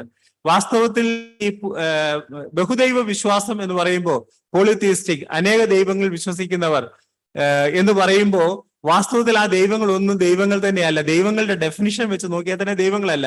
കാര്യം ദൈവത്തിന്റെ ഡെഫിനിഷൻ എന്താ? അതിന് മുകളിൽ വേറൊരാള് പാടില്ലെന്നുള്ള. ഒരു ദൈവത്തിന് മുകളിൽ വേറെ ദൈവം ഉണ്ട്, പിന്നെ ആ താഴത്തെ ദൈവമാണോ? അല്ല. അതാണ് ദൈവം എന്ന വാക്കിന്റെ ബേസിക് ഡെഫിനിഷൻ തന്നെ. ഒന്നിനു മുകളിൽ ഒന്ന് പാടില്ല. നമ്മൾ ദൈവത്തെക്കുറിച്ച് സർവശക്തനായ ദൈവം എന്നൊക്കെയാ നമ്മൾ പറയുന്നത്. നമ്മുടെ ദൈവത്തെക്കുറിച്ച് ദൈവത്തിന് മുകളിൽ വേറൊരു ദൈവമില്ല. നമ്മുടെ ദൈവത്തെ സംബന്ധിച്ചിടത്തോളം, നാം വിശ്വസിക്കുന്ന ദൈവത്തെ സംബന്ധിച്ചിടത്തോളം തന്റെ സ്വഭാവം പോലും തനിക്ക് മുകളിലല്ല. എന്ന് വെച്ചാൽ ക്രോധം വേണം എന്ന് പറയുമ്പോൾ ക്രോധം ഉണ്ടാവും. എത്രത്തോളം ക്രോധം വേണമെന്ന് ദൈവം തീരുമാനിക്കുക. അല്ലാതെ നമ്മുടെ കൂട്ടം നമുക്ക് ദേഷ്യം വരുമ്പോൾ ദേഷ്യം വരികയല്ല. ദൈവത്തിന്റെ സ്നേഹവും ദൈവത്തിന്റെ ക്രോധവും ദൈവത്തിന്റെ എല്ലാ ആട്രിബ്യൂട്ട്സും ഇൻഫിനിറ്റ്ലി പെർഫെക്റ്റ് ആയതുകൊണ്ട് ദൈവത്തിന് ഇഷ്ടമുള്ള രീതിയിൽ, ഇഷ്ടമുള്ള അളവിൽ അത് ഉപയോഗിക്കാൻ സാധിക്കും. അവന്റെ സ്വഭാവം പോലും അവന് മുകളിലല്ല. അതാണ് നമ്മൾ ദൈവം. അതേസമയം ബഹുദൈവ വിശ്വാസികളോ, ഹൈന്ദവ രീതിയിൽ നമുക്കറിയാം ബ്രഹ്മ വിഷ്ണു മഹേശ്വരൻ, ഒരാള് ഉണ്ടാക്കാനായിട്ട് എന്താ പറയാ, സൃഷ്ടി, ഒരാള് നിലനിർത്താനായിട്ട്, ഒരാള് നിഗ്രഹിക്കാനായിട്ട്. നിഗ്രഹിക്കുന്ന ആൾക്ക് സൃഷ്ടിക്കാനും പറ്റത്തില്ല, ആൾക്ക് നിഗ്രഹിക്കാനും പറ്റത്തില്ലെങ്കിൽ പിന്നെ ഈ ദൈവങ്ങളാണോ? ആണോ? ദൈവങ്ങളല്ല. ദൈവങ്ങളാകണമെങ്കിൽ ആ ദൈവത്തിന് മുകളിൽ തന്റെ സ്വഭാവത്തിന് പോലും തന്നെ നിയന്ത്രിക്കാൻ കഴിയാത്തവണ്ണം ായിരിക്കണം ദൈവത്തിന്റെ സ്ഥാനം. അതാണ് നമ്മൾ വിശ്വസിക്കുന്നതായിരിക്കുന്ന ദൈവം. പക്ഷേ ഇവിടെ നമ്മൾ കണ്ടു, ഇവിടെ വിഗ്രഹങ്ങളുടെ ഓർഡർ നമുക്ക് കാണാനായിട്ട് ഇടയായി. അങ്ങനെ അത് കുടിച്ചുകൊണ്ടിരിക്കുമ്പോൾ വളരെ വേഗം നമുക്ക് പോകാം, നമ്മുടെ സമയം വളരെ വേഗം തീർന്നു പോകും. ഒരു കൈപ്പത്തി വന്ന് ചുവരിൽ എഴുതുന്നതായിട്ട് നമ്മൾ 5-ാം വാക്യത്തിൽ കാണുന്നു. ഈ ആർക്കിയോളജിസ്റ്റ് ബാബിലോൺ നഗരം കുഴിച്ചെടുത്തപ്പോൾ ഒരു വലിയ മുറിയും നടുക്ക് രാജാവിന്റെ സിംഹാസനം ഇരുന്ന സ്ഥലവും പുറകിലായി നല്ല വെള്ള പ്ലാസ്റ്റർ ഉള്ള ഒരു ഭിത്തിയും കാണുവാൻ ഇടയായി എന്ന് ഞാൻ കണ്ടു. ആർക്കിയോളജിസ്റ്റ് കുഴിച്ചെടുത്തപ്പോ ഒരു വലിയ മുറി, ഒരു രാജാവിന്റെ സിംഹാസനം ഇരിക്കാൻ പോലെ ഒരു സ്ഥലവും ഒരു വെള്ള പ്ലാസ്റ്റർ ഒക്കെ ഇട്ടതായിരിക്കുന്ന ഒരു സ്ഥലവും അവർക്ക് കുഴിച്ചെടുക്കാനായിട്ട് ഇടയായി. അതുകൊണ്ട് അവിടെയാണ് ഇത് സംഭവിച്ചത് എന്ന് ആർക്കിയോളജിസ്റ്റ് വിശ്വസിക്കുകയാണ്. നമ്മൾ 6-ാം വാക്യത്തിൽ വരുമ്പോ രാജാവിന്റെ മുഖഭാവം മാറി, രാജാവ് പൂർണ്ണമായിട്ട് തകർന്നുപോയി. രാജാവിന്റെ, നമ്മൾ 6-ാം വാക്യത്തിൽ വായിക്കുന്നത്, വിചാരങ്ങളാൽ പരവശനായി അരിയുടെ ഏപ്പ് അഴിഞ്ഞു, കാൽമുട്ടുകൾ ആടിപ്പോയി. വാസ്തവത്തിൽ നമുക്കറിയാല്ലേ, വലിയ ദുഃഖം ഒരാൾക്കുണ്ടായാൽ അതിന്റെ ഇഫക്റ്റ് പെട്ടെന്ന് നമ്മുടെ ശരീരത്തിൽ ഉണ്ടാവും, അല്ലെ? നമുക്ക് പിന്നെ എഴുന്നേക്കാനോ ഇരിക്കാനോ നടക്കാനോ കിടക്കാനോ പറ്റത്തില്ല. പെട്ടെന്ന് ചിലപ്പോ നമ്മുടെ പ്രഷറൊക്കെ അങ്ങ്, കാര്യം ദുഃഖം സഹിക്കാനായിട്ട് പ്രയാസമാണ്. അങ്ങനെ രാജാവിനും സംഭവിച്ചു എന്നുള്ളത് നമുക്ക് 6-ാം വാക്യത്തിൽ കാണും. രാജാവ് ഉറക്കെ വിദ്വാൻമാരെ വിളിച്ചു. അവിടെ ഒരു കാര്യം വളരെ ശ്രദ്ധേയമാണ്. 7-ാം വാക്യത്തിൽ അവിടെ എഴുത്തു വായിക്കുന്നവർക്ക് താൻ പ്രതിഫലവും വാഗ്ദാനം ചെയ്തു. അവിടെ 7-ാം വാക്യത്തിൽ പറയുന്നുണ്ട്, ഞാൻ എഴുത്തു അറിയിച്ചാൽ ധൂമ്ര വസ്ത്രവും കഴുത്തിൽ പൊന്മാലയും ധരിച്ച് രാജ്യത്തിൽ 3-ാമനായി വാഴും എന്ന് കൽപ്പിച്ചു. 3-ാമൻ എന്ന വാക്കിനെ കുറിച്ച് നമ്മൾ ശ്രദ്ധിച്ചു. 3-ാമൻ എന്ന് പറയാൻ കാര്യം ബെൽഷസ്സർ രാജാവ് തന്നെ രാജ്യത്തിലെ രണ്ടാമനാ. 1-ാമൻ നെബോഡിഡസ് എന്ന് പറയുന്ന രാജാവ്. ബെൽഷസ്സർ 2-ാമനാണ്, രാജ്യത്തെ റീജൻ കിങ് ആണ്, എന്നാൽ രാജപ്രതിനിധിയാണ്, അല്ലാതെ ഒറിജിനൽ രാജാവല്ല. അതുകൊണ്ടാണ് ബെൽഷസ്സർ രാജാവ് വാഗ്ദാനം ചെയ്തു, ആ വ്യക്തി, ഇത് പറയുന്ന വ്യക്തി 3-ാമനാകും എന്ന് പറയാനായിട്ടിടയായി. ഞാൻ ഒരു വ്യത്യാസം മാത്രം, നമ്മൾ 2-ാം അധ്യായത്തിലൊക്കെ വായിക്കുമ്പോൾ നെബൂഖദ്നേസർ രാജാവ് സ്വപ്നം കണ്ടിട്ട് അതിന്റെ അർത്ഥം അറിയിച്ചില്ലെങ്കിൽ പറഞ്ഞു, അർത്ഥം അറിയിക്കുകയാണെങ്കിൽ ഇന്നതൊക്കെ തരാം, അർത്ഥം അറിയിച്ചില്ലെങ്കിൽ കഷ്ണമാക്കും, വീട് കുപ്പക്കുന്നാക്കും എന്ന് പറഞ്ഞു. ബെൽഷസ്സർ അത് പറഞ്ഞില്ല. അതെന്തുകൊണ്ടാ പറയാഞ്ഞെന്ന് ചോദിച്ചാൽ, ഈ ആ ഡീഗ്രഡേഷൻ നമുക്ക് കാണാനായിട്ട് സാധിക്കും. കാലങ്ങൾ കഴിയുമ്പോൾ ഈ ബാബിലോൺ രാജാക്കന്മാരിൽ തന്നെ അവരുടെ പവറിന് കുറവ് വന്നുകൊണ്ടിരുന്നു എന്നുള്ളതാണ്. അതുകൊണ്ടാണ് ഇവിടെ ബെൽഷസ്സർ വന്നപ്പോഴേക്കും തനിക്ക് ആരോടും കുപ്പക്കുന്നാക്കുന്നൊന്നും പറഞ്ഞില്ല, വായിച്ചാൽ നിങ്ങൾക്ക് തരാം എന്ന് മാത്രമേ പറഞ്ഞുള്ളൂ. വാസ്തവത്തിൽ നോട്ടബിൾ ആയിട്ടുള്ള ഒരു ഡിഫറൻസ് ആണ് നെബൂഖദ്നേസറും ബെൽഷസ്സറും തമ്മിൽ. 8-ാം വാക്യത്തിൽ അവിടെ വിദ്വാൻമാർക്ക് എഴുത്തു വായിക്കാനായിട്ട് അർത്ഥം ബോധിപ്പിക്കാനായിട്ടും കഴിഞ്ഞില്ല എന്ന് നമ്മൾ കാണുന്നു. അപ്പോൾ ബെൽഷസ്സർ രാജാവ് അത്യന്തം വ്യാകുലപ്പെട്ടു എന്ന് കാണുന്നുണ്ട്. അതും ആ വ്യത്യാസം നമുക്ക് കാണാം. നെബൂഖദ്നേസറാണ് എങ്ങനെയാ, നമ്മൾ 2-ാം അധ്യായത്തിൽ വായിക്കുന്ന കോപാകുലനായിരുന്ന, ഇത് കാണാതിരുന്നാൽ പിന്നെ പെട്ടെന്ന് ഈ അർത്ഥം അറിയിക്കാനായിട്ട് ആളില്ലെങ്കിൽ നെബൂഖദ്നേസർ രാജാവിന് പെട്ടെന്ന് ദേഷ്യം വരും. ബെൽഷസ്സർ രാജാവ് എന്താ, ദുഃഖിച്ചു. അത് വിഷാദമായി. മൂല്യച്യുതി, പവറിലുള്ളതായിരിക്കുന്ന കുറവ് നമുക്ക് ഈ ഭാഗത്തെല്ലാം കാണാനായിട്ട് സാധിക്കും. 10 മുതൽ 12 വരെയുള്ള വാക്യങ്ങളിൽ അവിടെ ഈ വലിയ സംഭവത്തിൽ രാജാവ് ഉറക്കെ നിലവിളിച്ചിട്ട് എല്ലാവരെയും വിദ്വാൻമാരെ അകത്ത് വരുത്തി.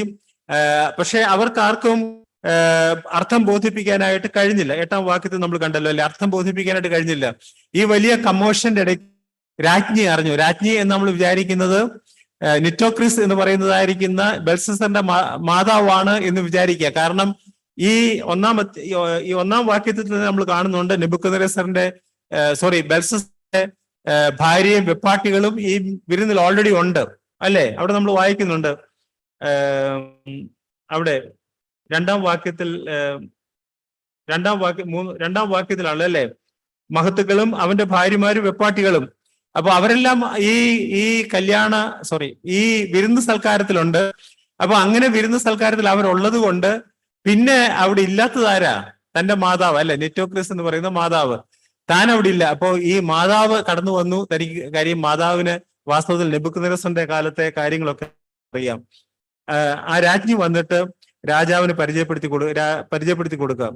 എന്നിട്ട് ഈ പരിചയപ്പെടുത്തി കൊടുക്കുന്നത് വാസ്തവത്തിൽ വളരെ വളരെ നമുക്ക് വളരെ ശ്രദ്ധിക്കാൻ പറ്റിയതായിരിക്കുന്ന ഒരു രീതിയിലാണ് പരിചയപ്പെടുത്തി കൊടുക്കുന്നത്. ദാനിയേലിനെ കുറിച്ച് എത്ര അഡ്ജക്റ്റീവ്സ് ആ പറഞ്ഞിരിക്കുന്നത്, എത്ര വിശേഷണങ്ങളാ പറഞ്ഞിരിക്കുക അറിയാമോ? 11-ാം വാക്യത്തിൽ അവിടെ വിശുദ്ധ ദേവന്മാരുടെ ആത്മാവുള്ള, അതൊന്ന്. പിന്നെ പ്രകാശവും ബുദ്ധിയും ദേവന്മാരുടെ ജ്ഞാനം പോലുള്ള ജ്ഞാനവും ഉള്ളവൻ. പിന്നെ നമ്മൾ 12-ാം വാക്യത്തിൽ ദാനിയേൽ ഉത്കൃഷ്ട മനസ്സും അറിവും ബുദ്ധിയും വ്യാഖ്യാനവും ഗൂഢാർത്ഥ വാക്യ പ്രദർശനവും സംശയഛേദനവും കണ്ടിരിക്കുന്നു. അപ്പോ ഈ ദാനിയേലിനെ കുറിച്ചുള്ളതായിരിക്കുന്ന ഒരുപാട് വിശേഷണങ്ങൾ നമുക്ക് ഈ ഭാഗത്ത് കാണാനായിട്ട് കഴിയും. അത് വാസ്തവത്തിൽ ഒരു ദൈവദാസനെ സംബന്ധിച്ചിടത്തോളം അത് വളരെയധികം ശ്ലാഘനീയമാണ് എന്ന് ഓർപ്പിക്കുക. ഇനി 13 മുതൽ 16 വരെയുള്ള വാക്യങ്ങളിൽ ദാനിയേലിനെ രാജസന്നിധിയിൽ കൊണ്ടുവരിക. അപ്പോ ദാനിയേലിനോട് രാജാവ് ചോദിക്കുന്ന ഒന്നാമത്തെ ചോദ്യം തന്നെ എന്തറിയാമോ? 13-ാം വാക്യത്തിൽ അവിടെ നമ്മൾ കാണുന്നു, എന്റെ അപ്പനായ രാജാവ് എന്ന് വെച്ചാൽ നെബൂഖദ്നേസർ യഹൂദയിൽ നിന്ന യഹൂദ പ്രവാസികളിൽ ഉള്ളവനായ ദാനിയേൽ നീ തന്നെയോ എന്ന് ചോദിക്കുക. ഇപ്പൊ ഏതാണ്ട് എത്ര വർഷമായി? 66 വർഷം 67 വർഷമായി താൻ ബാബിലോണിൽ ജീവിക്കുന്നത്. എന്നിട്ടും തന്റെ പ്രവാസി എന്നുള്ളതായിരിക്കുന്ന ടാഗ് ഇതുവരെയായിട്ട് മാറിയിട്ടില്ലല്ലേ? നമ്മളൊക്കെ ഇവിടെ ഇരിക്കുന്ന ഒരുപാട് പേര് ഗൾഫിൽ വർക്ക് ചെയ്തവരാ. ഗൾഫിൽ വർക്ക് ചെയ്തറിയാം, നമുക്കറിയാം 30 വർഷം വർക്ക് ചെയ്താലും 40 വർഷം വർക്ക് ചെയ്താലും 60 വർഷം വർക്ക് ചെയ്താലും അവസാനം നമ്മള് പ്രവാസി തന്നെ അല്ലേ, പ്രവാസികളാ. നമുക്ക് വ്യത്യാസം ഉണ്ടാവത്തില്ല എന്നുള്ളതാണ്. ദാനിയേലിനെ ഈ രാജാവ് ആ സമയത്തും ഒരു പ്രവാസിയായിട്ട് ലൈക്ക് ലിറ്റിൽ ബിറ്റ് ബിലിറ്റ്ലിംഗ്, അല്പം താഴ്ത്തി ദാനിയേലിനോട് സംസാരിക്കുന്നു എന്ന് നമുക്ക് ചിന്തിക്കാനായിട്ട് സാധിക്കും. ഒരു പ്രവാസിയായിരിക്കുന്ന ഒരു സ്ലേവ്, ഒരു അടിമയാണ് ദാനിയേൽ എന്ന വസ്തുത രാജാവ് അത് എടുത്തു പറയുകയാണ്. ഇനിയും തനിക്ക് അനവധിയായിരിക്കുന്ന ഗിഫ്റ്റ് രാജാവ് പറയുകയാണ്. ഈ പറഞ്ഞതായിരിക്കുന്ന ഗിഫ്റ്റ് ഒക്കെ ഉണ്ടല്ലോ, അതായത് 16-ാം വാക്യത്തിൽ ധൂമ്രവസ്ത്രവും കഴുത്തിൽ പൊന്മാലയും രാജ്യത്തിലെ മൂന്നാമനായി നിന്നെ വാഴിക്കും എന്ന് പറയുകയാണ് രാജാവ് 16-ാം വാക്യത്തിൽ. അപ്പൊ 17-ാം വാക്യത്തിൽ ദാനിയേൽ പറഞ്ഞു, ഇത് എനിക്ക് വേണ്ട, ദാനങ്ങൾ തിരുമേനിക്ക് തന്നെ ഇരിക്കട്ടെ, സമ്മാനങ്ങൾ മറ്റൊരുത്തിന് കൊടുത്താലും എടുത്ത് ഞാൻ രാജാവിനെ വായിച്ച് കേൾപ്പിച്ച് അർത്ഥം ബോധിപ്പിക്കാം എന്ന് ദാനിയേൽ പറയുകയാണ്. കാര്യം ദാനിയേലിന് അറിയാം ഇനി ഏതാണ് ചില നിമിഷങ്ങൾ മാത്രമേ ഈ രാജാവിനുള്ളൂ. ഈ ഗിഫ്റ്റ് ദാനിയേലിന് ഇനി വലിയ അത്യാവശ്യമൊന്നും കാണുന്നത് 80 82 വയസ്സായി. ഇനിയിപ്പോ ഇത് കിട്ടിയിട്ടും വലിയ കാര്യം സാധിക്കില്ല. പിന്നെ മൂന്നാമനാവാനായിട്ട് ഇനിയും ആരോഗ്യമില്ല. 82 വയസ്സായില്ലേ, ഇനിയിപ്പോ എത്ര വയസ്സായി? ഇനിയിപ്പം രാജഭാരം ഒന്നും ചെയ്യാനും ആഗ്രഹമില്ല. അപ്പൊ ദാനിയേൽ വാസ്തവത്തിൽ റിട്ടയർഡ് ലൈഫാണ്, ഇതൊന്നും വേണ്ട എന്ന് ദാനിയേൽ പറയുകയാണ്. ഇനി നമ്മൾ ശ്രദ്ധിക്കുക, 18 മുതലുള്ള വാക്യങ്ങളിൽ ദാനിയേൽ ഈ കാര്യം അവതരിപ്പിക്കുന്ന നമ്മൾ ശ്രദ്ധിച്ചു നോക്കും. വാസ്തവത്തിൽ ഇത് ഒന്ന് വായിച്ചങ്ങ് അർത്ഥം പറഞ്ഞാൽ മതി അല്ലേ, അർത്ഥം പറഞ്ഞാൽ മതി. പക്ഷെ ദാനിയേൽ ഈ കാര്യം എങ്ങനെയാണ് അവതരിപ്പിക്കുന്നത് എന്നുള്ളത് ശ്രദ്ധിക്കുക. ഒരു ദൈവദാസൻ എങ്ങനെയാണ് ദൈവസന്നിധിയിൽ അല്ലെങ്കിൽ ജനത്തിന്റെ മധ്യേ തന്റെ കാര്യങ്ങൾ, തനിക്ക് പറയാനുള്ള കാര്യങ്ങൾ എങ്ങനെയാണ് പറയേണ്ടത് എന്നുള്ളത് നമുക്ക് വാസ്തവത്തിൽ ഈ ഭാഗത്ത് നിന്ന് നമുക്ക് മനസ്സിലാക്കാനായിട്ട് സാധിക്കും. താൻ ആരംഭിക്കുന്നതിന് നെബൂഖദ്നേസറിന്റെ ജീവിതാനുഭവത്തോടെയാണ്. നെബൂഖദ്നേസർ രാജാവിന്റെ ജീവിതത്തിൽ ഉണ്ടായതായിരുന്നു ഉയർച്ച, അവന്റെ താഴ്ച. അവന്റെ ഉയർച്ചയെ കുറിച്ച് പറയുമ്പോൾ നമ്മളിവിടെ വായിക്കുന്നുണ്ട്, എന്താ പറയുന്നത്? 19-ാം വാക്യത്തിൽ ബാബേൽ രാജാക്കന്മാരുടെ സ്വഭാവമല്ലേ, അവന് നൽകിയ മഹത്വം ഹേതുവായി സകല വംശങ്ങളും ജാതികളും ഭാഷക്കാരും അവന് മുമ്പിൽ ഭയപ്പെട്ടു വിറച്ചു. തനിക്ക് ബോധിച്ചവനെ അവൻ കൊല്ലുകയും ബോധിച്ചവനെ ജീവനോടെ വെക്കുകയും ബോധിച്ചവനെ ഉയർത്തുകയും ബോധിച്ചവനെ താഴ്ത്തുകയും ചെയ്തു വന്നു. എന്ന് വെച്ചാൽ നിയമം ഒന്നും നോക്കത്തില്ല, നീതി ഒന്നും നോക്കത്തില്ല, രാജാക്കന്മാർക്ക് എന്താ ഇഷ്ടമുള്ളത് അതുകൊണ്ടാണല്ലോ സ്വപ്നം പറഞ്ഞില്ലെങ്കിൽ കുന്നുകളെന്നൊക്കെ പറയുന്നത്. അല്ലെങ്കിൽ ആരെങ്കിലും പറയുമോ? അപ്പം അങ്ങനെ ചെയ്യാനുള്ളതായിരിക്കുന്ന സ്വഭാവം രാജാവിനുണ്ടായിരുന്നു. അതുകൊണ്ട് രാജാവ് എന്ത് ചെയ്തു? രാജാവിന്റെ മനസ്സ് അഹങ്കരിച്ചു. അവന് ദൈവം കൊടുത്തതായിരിക്കുന്ന നന്മകളിൽ അവൻ അഹങ്കരിക്കുകയും ദൈവം അവനെ ആ അഹങ്കാരത്താൽ, നമ്മൾ 21-ാം വാക്യത്തിൽ വീണ്ടും മനുഷ്യയിടയിൽ നിന്ന് അവനെ നീക്കി. അവന്റെ ഹൃദയം മൃഗപ്രായമായി തീർന്നു. അവന്റെ പാർപ്പ് കാട്ടുകഴുതകളോടുകൂടി ആയിരുന്നു. നമ്മൾ 4-ാം വാക്യത്തിൽ വാസ്തവത്തിൽ കാട്ടുകഴുത എന്നുള്ളത് കാണുന്നില്ല. ഇവിടെ പറയുക കാട്ടുകഴുതകളോടെ ആയിരുന്നു. അവനെ പുല്ല് തീറ്റി. അങ്ങനെ അവനെ മനുഷ്യ രാജ്യത്വത്തിന്മേൽ അത്യുന്നത ദൈവം വാഴുകയും തനിക്ക് ബോധിച്ചവനെ അതിനെ നിയമിക്കുകയും ചെയ്യുന്നു എന്ന് അവൻ അറിഞ്ഞതുവരെ അവന്റെ ദേഹം ആകാശത്തിലെ മഞ്ഞുകൊണ്ട് നനഞ്ഞു എന്ന് ഒക്കെ പറയാം. എന്നിട്ട് പറയുന്നൊരു കാര്യം അറിയാം, 22-ാം വാക്യത്തിൽ അവന്റെ മകനായ ബെൽസസരെ ഇതൊക്കെ അറിഞ്ഞിട്ടും, 22-ാം വാക്യത്തിൽ ഇതൊക്കെ അറിഞ്ഞിട്ടും, വാസ്തവത്തിൽ ഇത് വളരെ പ്രധാനപ്പെട്ട ഒരു വിഷയം കേട്ടോ. ഇതൊക്കെ അറിഞ്ഞിട്ടും നമ്മുടെ ജീവിതത്തിൽ നമ്മൾ വളരെ ശ്രദ്ധിക്കേണ്ട ഒരു കാര്യം എന്താണെന്നറിയാമോ? നമുക്ക് ദൈവം തമ്പുരാൻ കണ്ണ് തന്നിട്ടുണ്ട്, ചെവി തന്നിട്ടുണ്ട്, നമുക്ക് ഈ സെൻ തന്നിട്ടുണ്ട്. ഇതിന്റെ ഒരു ആത്മീയമായ ഉപയോഗം എന്താ അറിയാമോ? നമുക്ക് ചുറ്റും നടക്കുന്നതായിരിക്കുന്ന കാര്യങ്ങൾ നാം കാണണം. നാം കാണേണ്ടത് വളരെ ആവശ്യമാണ്. നമ്മൾ എബ്രായ ലേഖനം പഠിച്ചപ്പോൾ നമ്മൾ പഠിച്ചതല്ലേ സാക്ഷികളുടെ ഇത്ര വലിയ സമൂഹം. 11-ാം അധ്യായത്തിൽ വളരെ ദീർഘമായ സാക്ഷികളെ കുറിച്ച് പറഞ്ഞിട്ട് 12-ാം അധ്യായത്തിൽ ഈ സാക്ഷികളുടെ ഇത്ര വലിയ സമൂഹം നമുക്ക് ചുറ്റും നിൽക്കുന്നത് കൊണ്ട് എന്ന് പറഞ്ഞുകൊണ്ട് ലേഖനകാരൻ വാസ്തവത്തിൽ നമ്മോട് പറയുന്നത് എന്താ? നിങ്ങൾ നോക്കണം, അല്ലേ? നിങ്ങൾ നോക്കണം, നിങ്ങൾ പുറകോട്ട് നോക്കണം, നമുക്ക് മുമ്പുണ്ടായിരുന്നതായിരിക്കുന്ന ആൾക്കാരെ നോക്കണം, അവരുടെ ജീവിതത്തെ ഒന്ന് കാണണം. വാസ്തവത്തിൽ ദൈവമക്കൾ അവരുടെ ക്രിസ്തീയ ജീവിതത്തിൽ വളരെ പ്രധാനമാണ്. ഇതൊക്കെ അറിഞ്ഞിട്ടും ഇതൊക്കെ കണ്ടിട്ടും നിന്റെ അപ്പന്റെ ജീവിതങ്ങൾ, നിന്റെ വല്യപ്പച്ചന്റെ ജീവിതത്തിൽ നിന്റെ വല്യപ്പച്ചന് സംഭവിച്ചതായ അവന്റെ ഉയരം, അവന്റെ ഉയർച്ച, അവന്റെ താഴ്ച, ഇതൊക്കെ നീ കണ്ടതാ. എന്നിട്ടും എന്ന് പറയാം. വാസ്തവത്തിൽ ഞാൻ വിചാരിക്കുന്നത് നമ്മോടും ഇതൊക്കെ തന്നെ ദൈവം ചോദിക്കുകയല്ലോ. എന്തെല്ലാം കാര്യങ്ങളാണ് നിന്നെ ഞാൻ കാണിച്ചു തന്നത്. നിന്റെ സഹോദരന്മാരുടെ, നിന്റെ ജീവിതത്തിൽ, നിന്റെ കൂട്ടുവിശ്വാസികളുടെ ജീവിതത്തിൽ, കുടുംബങ്ങളുടെ ജീവിതത്തിൽ സംഭവിച്ചതായിരിക്കുന്ന പ്രശ്നങ്ങൾ നീ കണ്ടതല്ലേ, അതിനെ കാണിച്ചതല്ലേ. എന്നിട്ട് എന്തുകൊണ്ട് നിനക്ക് അത് വെച്ച് നിന്റെ ജീവിതത്തെ ക്രമപ്പെടുത്താനായിട്ട് സാധിച്ചില്ല എന്നുള്ളത് വാസ്തവത്തിൽ ദൈവം നമ്മോട് കണക്ക് ചോദിക്കും എന്നുള്ളത് നാം വിസ്മരിച്ചു പോകരുത്. ഇവിടെ പറയുകയാണ്, ഇതൊക്കെ കണ്ടിട്ടും 22-ാം വാക്യത്തിൽ ഇതൊക്കെ അറിഞ്ഞിട്ടും ഇതൊക്കെ അറിഞ്ഞിട്ടും നീ ഹൃദയത്തെ താഴ്ത്തിയില്ല, സ്വർഗസ്ഥനായ കർത്താവിന്റെ നേരെ തന്നെത്താൻ ഉയർത്തി. എന്നിട്ട് അവൻ ചെയ്തതായിരിക്കുന്ന തെറ്റിന്റെ പാരമ്യമാണ് വാസ്തവത്തിൽ ഈ ദേവാലയത്തിലെ പാത്രങ്ങളിൽ നിന്ന് ഞാൻ കുടിക്കാനായിട്ട് ഇടയായത്. അത് നമ്മൾ വളരെയധികം ശ്രദ്ധിക്കേണ്ടതായിരിക്കുന്ന വിഷയമാണ്. നമുക്ക് ദൈവം നൽകിയിരിക്കുന്ന ബുദ്ധി, കഴിവ്, മനസ്സിലാക്കാനുള്ളതായിരിക്കുന്ന പരിജ്ഞാനം, അത് മുഖാന്തരം നമ്മുടെ ജീവിതത്തിൽ മാത്രമല്ല നമ്മുടെ മധ്യേ നടക്കുന്നതായിരിക്കുന്ന അനേക കുടുംബങ്ങളിൽ, അനേക സഭകളിൽ നടക്കുന്നതായിരിക്കുന്ന കാര്യങ്ങളെ അപഗ്രഥിച്ച് നമ്മുടെ ജീവിതങ്ങളെ മുൻപോട്ട് കൊണ്ടുപോകേണ്ട ആവശ്യമാണ്. തിരുവചനം നമ്മോട് പറയുന്ന സാക്ഷികളുടെ ഇത്ര വലിയ സമൂഹം, നമ്മൾ അവിടെ കാണുന്ന ആ വ്യക്തികളുടെ ജീവിതത്തെ നമ്മൾ പരിശോധിച്ചാൽ നമ്മൾ കണ്ട കുറെ നല്ല കാര്യങ്ങൾ അതിനകത്ത് രേഖപ്പെടുത്തിയിട്ടുണ്ട്.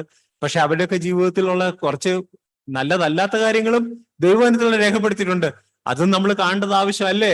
അത് കാണേണ്ട ആവശ്യമാണ്. അതോ നമ്മൾ 11-ാം അധ്യായം മാത്രം വായിച്ച് അവസാനിപ്പിച്ചാൽ മതിയോ? പോരാ. നമ്മൾ ദൈവവചനം വായിക്കുമ്പോൾ മറ്റേതും കൂടെ വായിച്ചു നോക്കണം. ഇതൊക്കെ നമ്മുടെ ജീവിതത്തിൽ കുറിക്കൊള്ളാനുള്ളതായിരിക്കുന്ന സാക്ഷ്യമാണ് എന്നുള്ള വസ്തുത നാം വിസ്മരിച്ചു പോകരുത്. ഇനി 23-ാം വാക്യത്തിൽ 23-ാം വാക്യം അവിടെ നമ്മൾ കണ്ടതാണ്. താൻ സത്യം പറയുക, അല്ലെ? താൻ കാര്യങ്ങളൊക്കെ വീണ്ടും അവതരിപ്പിക്കുക. അവിടെ ഒരു വാക്കൂടെ ഞാൻ ശ്രദ്ധിച്ചു. അതെന്താ അറിയാമോ? തിരുമനസ്സിലെ ശ്വാസവും എല്ലാ വഴികളും കൈവശമുള്ളവനായ ദൈവത്തെ മഹത്വീകരിച്ചില്ല. അതെന്താ അങ്ങനെ പറയുന്നത്? തിരുമനസ്സിലെ ശ്വാസം എന്ന് പറഞ്ഞാല് നമ്മുടെ ജീവിതത്തെ മാത്രമല്ല കേട്ടോ. ഈ ജീവിതത്തിൽ നമ്മളിപ്പോ ഇവിടെ നിൽക്കുമ്പോൾ നമ്മൾ പുറത്തേക്ക് വിടുന്ന ശ്വാസവും അകത്തേക്ക് വലിക്കുന്ന ശ്വാസവും അതെല്ലാം ദൈവം നിയന്ത്രിച്ച് വരുത്തുന്നതല്ലേ? ഈ സാധനം താഴോട്ട് പോയി മുകളിലോട്ട് വന്നില്ലെങ്കിലും, മുകളിലോട്ട് പോയി താഴോട്ട് വന്നില്ലെങ്കിലും അതോടെ തീർന്നു, അല്ലേ? ഒരു മിനിറ്റിന്റെ കാര്യം ഒരു മിനിറ്റ് പോലും നിൽക്കാൻ ഒക്കുമെന്ന് എനിക്കറിയത്തില്ല.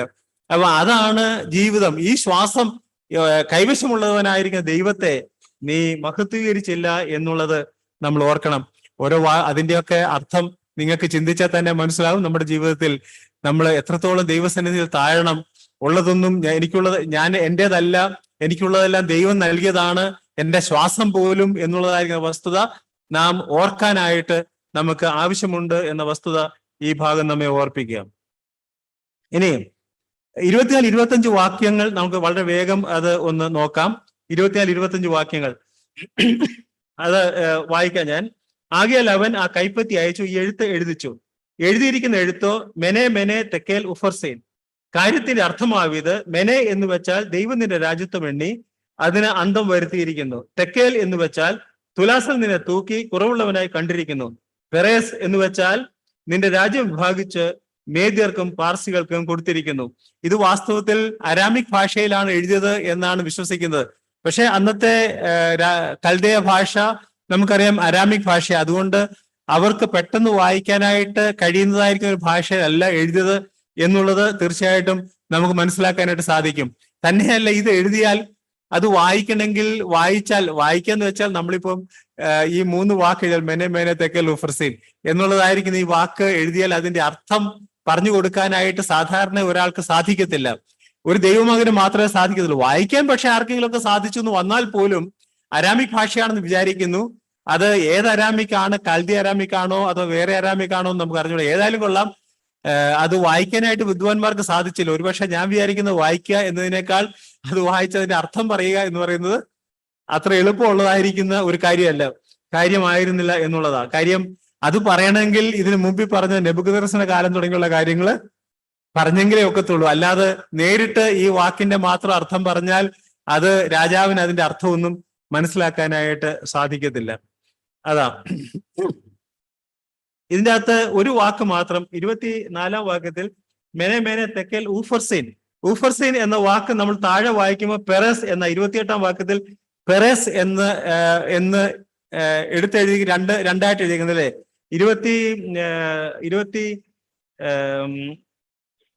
25-ാം വാക്യത്തിൽ മെനെ മേനെ തെക്കൽ ഊഫർസീൻ, 28-ാം വാക്യത്തിൽ പെറസ് എന്ന് എഴുതിയിരിക്കുന്നതിന്റെ കാരണം ഉഫർസീൻ എന്ന വാക്കിന്റെ അർത്ഥം യു പ്ലസ് ഫർസീൻ യു എന്ന വാക്കിന്റെ അർത്ഥം ആൻഡ് എന്നാണ് NIV മാർജിനിൽ രേഖപ്പെടുത്തിയിട്ടുണ്ട്. NIV-യിൽ രേഖപ്പെടുത്തിയിട്ടുണ്ട്. യുഫർസീൻ എന്നതിന്റെ യു എന്ന് വെച്ചാൽ ആൻഡ് ഫർസീൻ എന്ന് വെച്ചാൽ മെനെ മേനെ തെക്കേൽ and Farseen എന്നേയുള്ള അർത്ഥമുള്ളൂ. മെനെ മേനെ Thekkel and Farseen. യുഫർസീൻ എന്ന വാക്കിന്റെ അർത്ഥം യു പ്ലസ് ഫർസീൻ.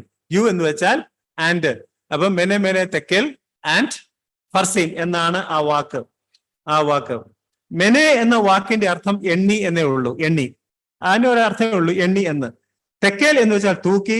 ഉഫർസീൻ എന്ന് വെച്ചാൽ അഥവാ ഫർസീൻ അഥവാ പെറസ് എന്ന് വെച്ചാൽ വിഭജിച്ചു. ഡിവൈഡഡ്. മെനെ മീൻസ് കൗണ്ടഡ്, തെക്കേൽ മീൻസ് വെയിറ്റ്, ആൻഡ് ഉഫർസീൻ മീൻസ് ഡിവൈഡഡ്, ഫർസീൻ മീൻസ് ഡിവൈഡഡ്. അതാ വാക്കിന്റെ അർത്ഥം, കൗണ്ടഡ്, വെയിറ്റ് ആൻഡ് ഡിവൈഡഡ്. മെനെ എന്ന വാക്ക് വാസ്തവത്തിൽ അതിന് 2 അർത്ഥമുണ്ട്. ഒന്ന് നൗൺ ഉണ്ട്. നാമമായിട്ട് അത് ഉപയോഗിച്ചാൽ 50-60 ഷേക്കൽ തൂക്കം. 50-60 ഷേക്കൽ, ഒരു ഷേക്കൽ എന്ന് വെച്ചാൽ 12 ചില്വാനം ഗ്രാമേ ഉള്ളൂ. അപ്പോ 50-60 ഷേക്കൽ തൂക്കം വരുന്നതായിരിക്കുന്ന ആ തൂക്കത്തിനും മെനെ എന്ന് പറയും.